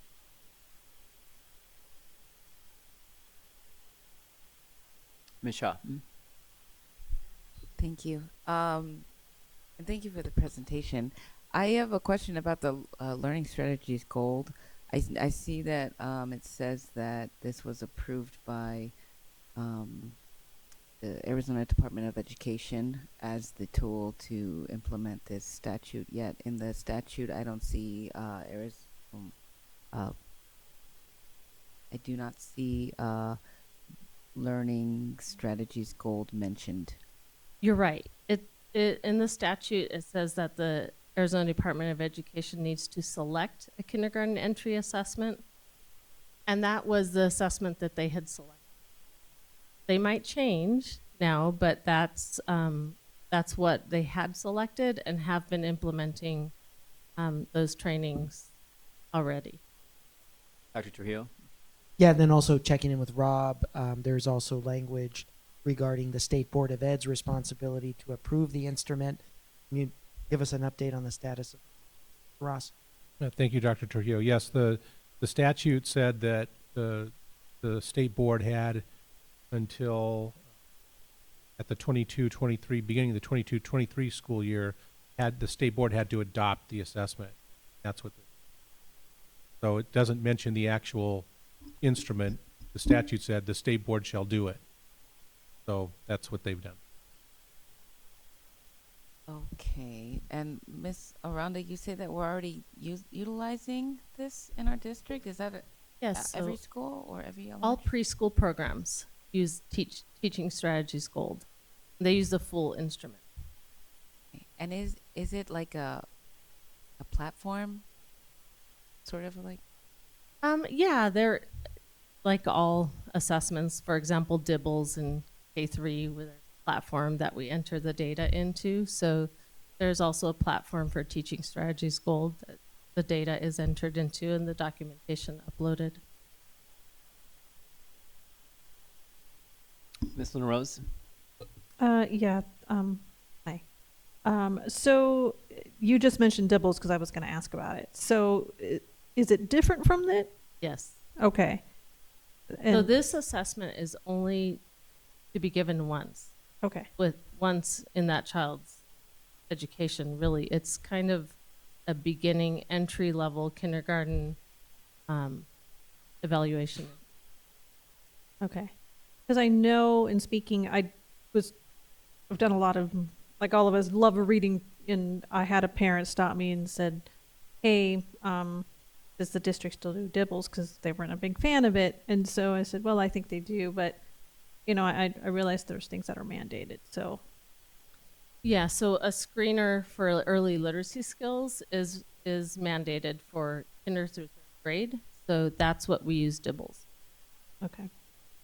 And it's a screener, so it just is a very high level identification of risk, and then teachers then get deeper and do diagnostics or other types of assessment that give them more information. Okay. Thank you. So I'll ask, so this is a new assessment. We have other, smaller assessments that we're doing, but this is having a comprehensive assessment of all of our kindergartners will be new based on the new state requirement. And so we're going to be required to do this. We'll have this new information that we didn't have before. How do you envision, I think 2 questions, how do you envision this data coming back to the governing board and us as a school system understanding, our academic, we had a whole conversation about academic achievement at the last meeting. How will that feed into our understanding of the academic status of our students? And 2, how do you envision this information then being used on the ground by our teachers, by our kindergarten teachers, and by our CSPs and MTSS coordinators and others to really help address the needs of our students? And as you can see in the domains identified and the objectives, it is a pretty comprehensive whole child assessment. So we can look at trends and needs across incoming kindergartners, develop either programs or curriculum to support those needs prior to even, anticipate those needs based on the data that we have. Will other districts also be using, everyone's using the same assessment. This is what the Yep. ADDE told us that we need to use. And so we'll have comparative data so we can see the kindergartners entering the first 45 days into other districts around the state of Arizona and locally here where everyone's starting off. Exactly. So it will be unified across the state. Ms. Shaw. Thank you. So I'm on the Arizona Department of Education website looking at Learning Strategies Gold, and it states Teaching Strategies Gold is a tool that does not interrupt instruction as it allows teachers to capture evidence of student learning in the moment. We had a call to the audience today that had some concerns about access to this information, like taking photos of students in real time. Is that what's happening here? No, not necessarily. So, for example, like I said, you could take a picture, a teacher could take a picture of a student that just wrote their name and take a picture of that writing and upload it. It's not typical, that you would upload children's, photos that reveal their identity. It's mostly artifacts and evidence that you're uploading. Right. Well, I asked because a lot of this is of course, writing and reading, but some social and emotional development in regards to how they manage their emotions in the classroom. And so I am a little concerned if some part of this platform is to, take photos and, put them somewhere, and what eventually happens with that data, who has access to it, and what becomes of it. So first, I want to say that documentation could be a teacher's observation notes. They saw them solve a problem on the playground. That would be evidence they are moving along this continuum. So this data, like all of our other data, is our data, TUSD's data. I think the state would definitely not look so much at the intricacies of the data individually, but they would look at trends like scores, not necessarily all those, pieces of evidence, but they might look at overall scores, percentages, so higher level pieces of data. So a student is going to get on each of those objectives. Okay, Dr. So I think now we're getting into the legal aspects of data sharing and what happens. We're probably going to have to talk to Mr. Ross, probably go into executive session and get legal guidance on the any liability associated with data leaving the district. What are the legal parameters? And then we'll probably also have to have our people from ITS come in if this is an electronic platform, which it is, to talk about our operating procedures within our infrastructure and safeguards that for student data.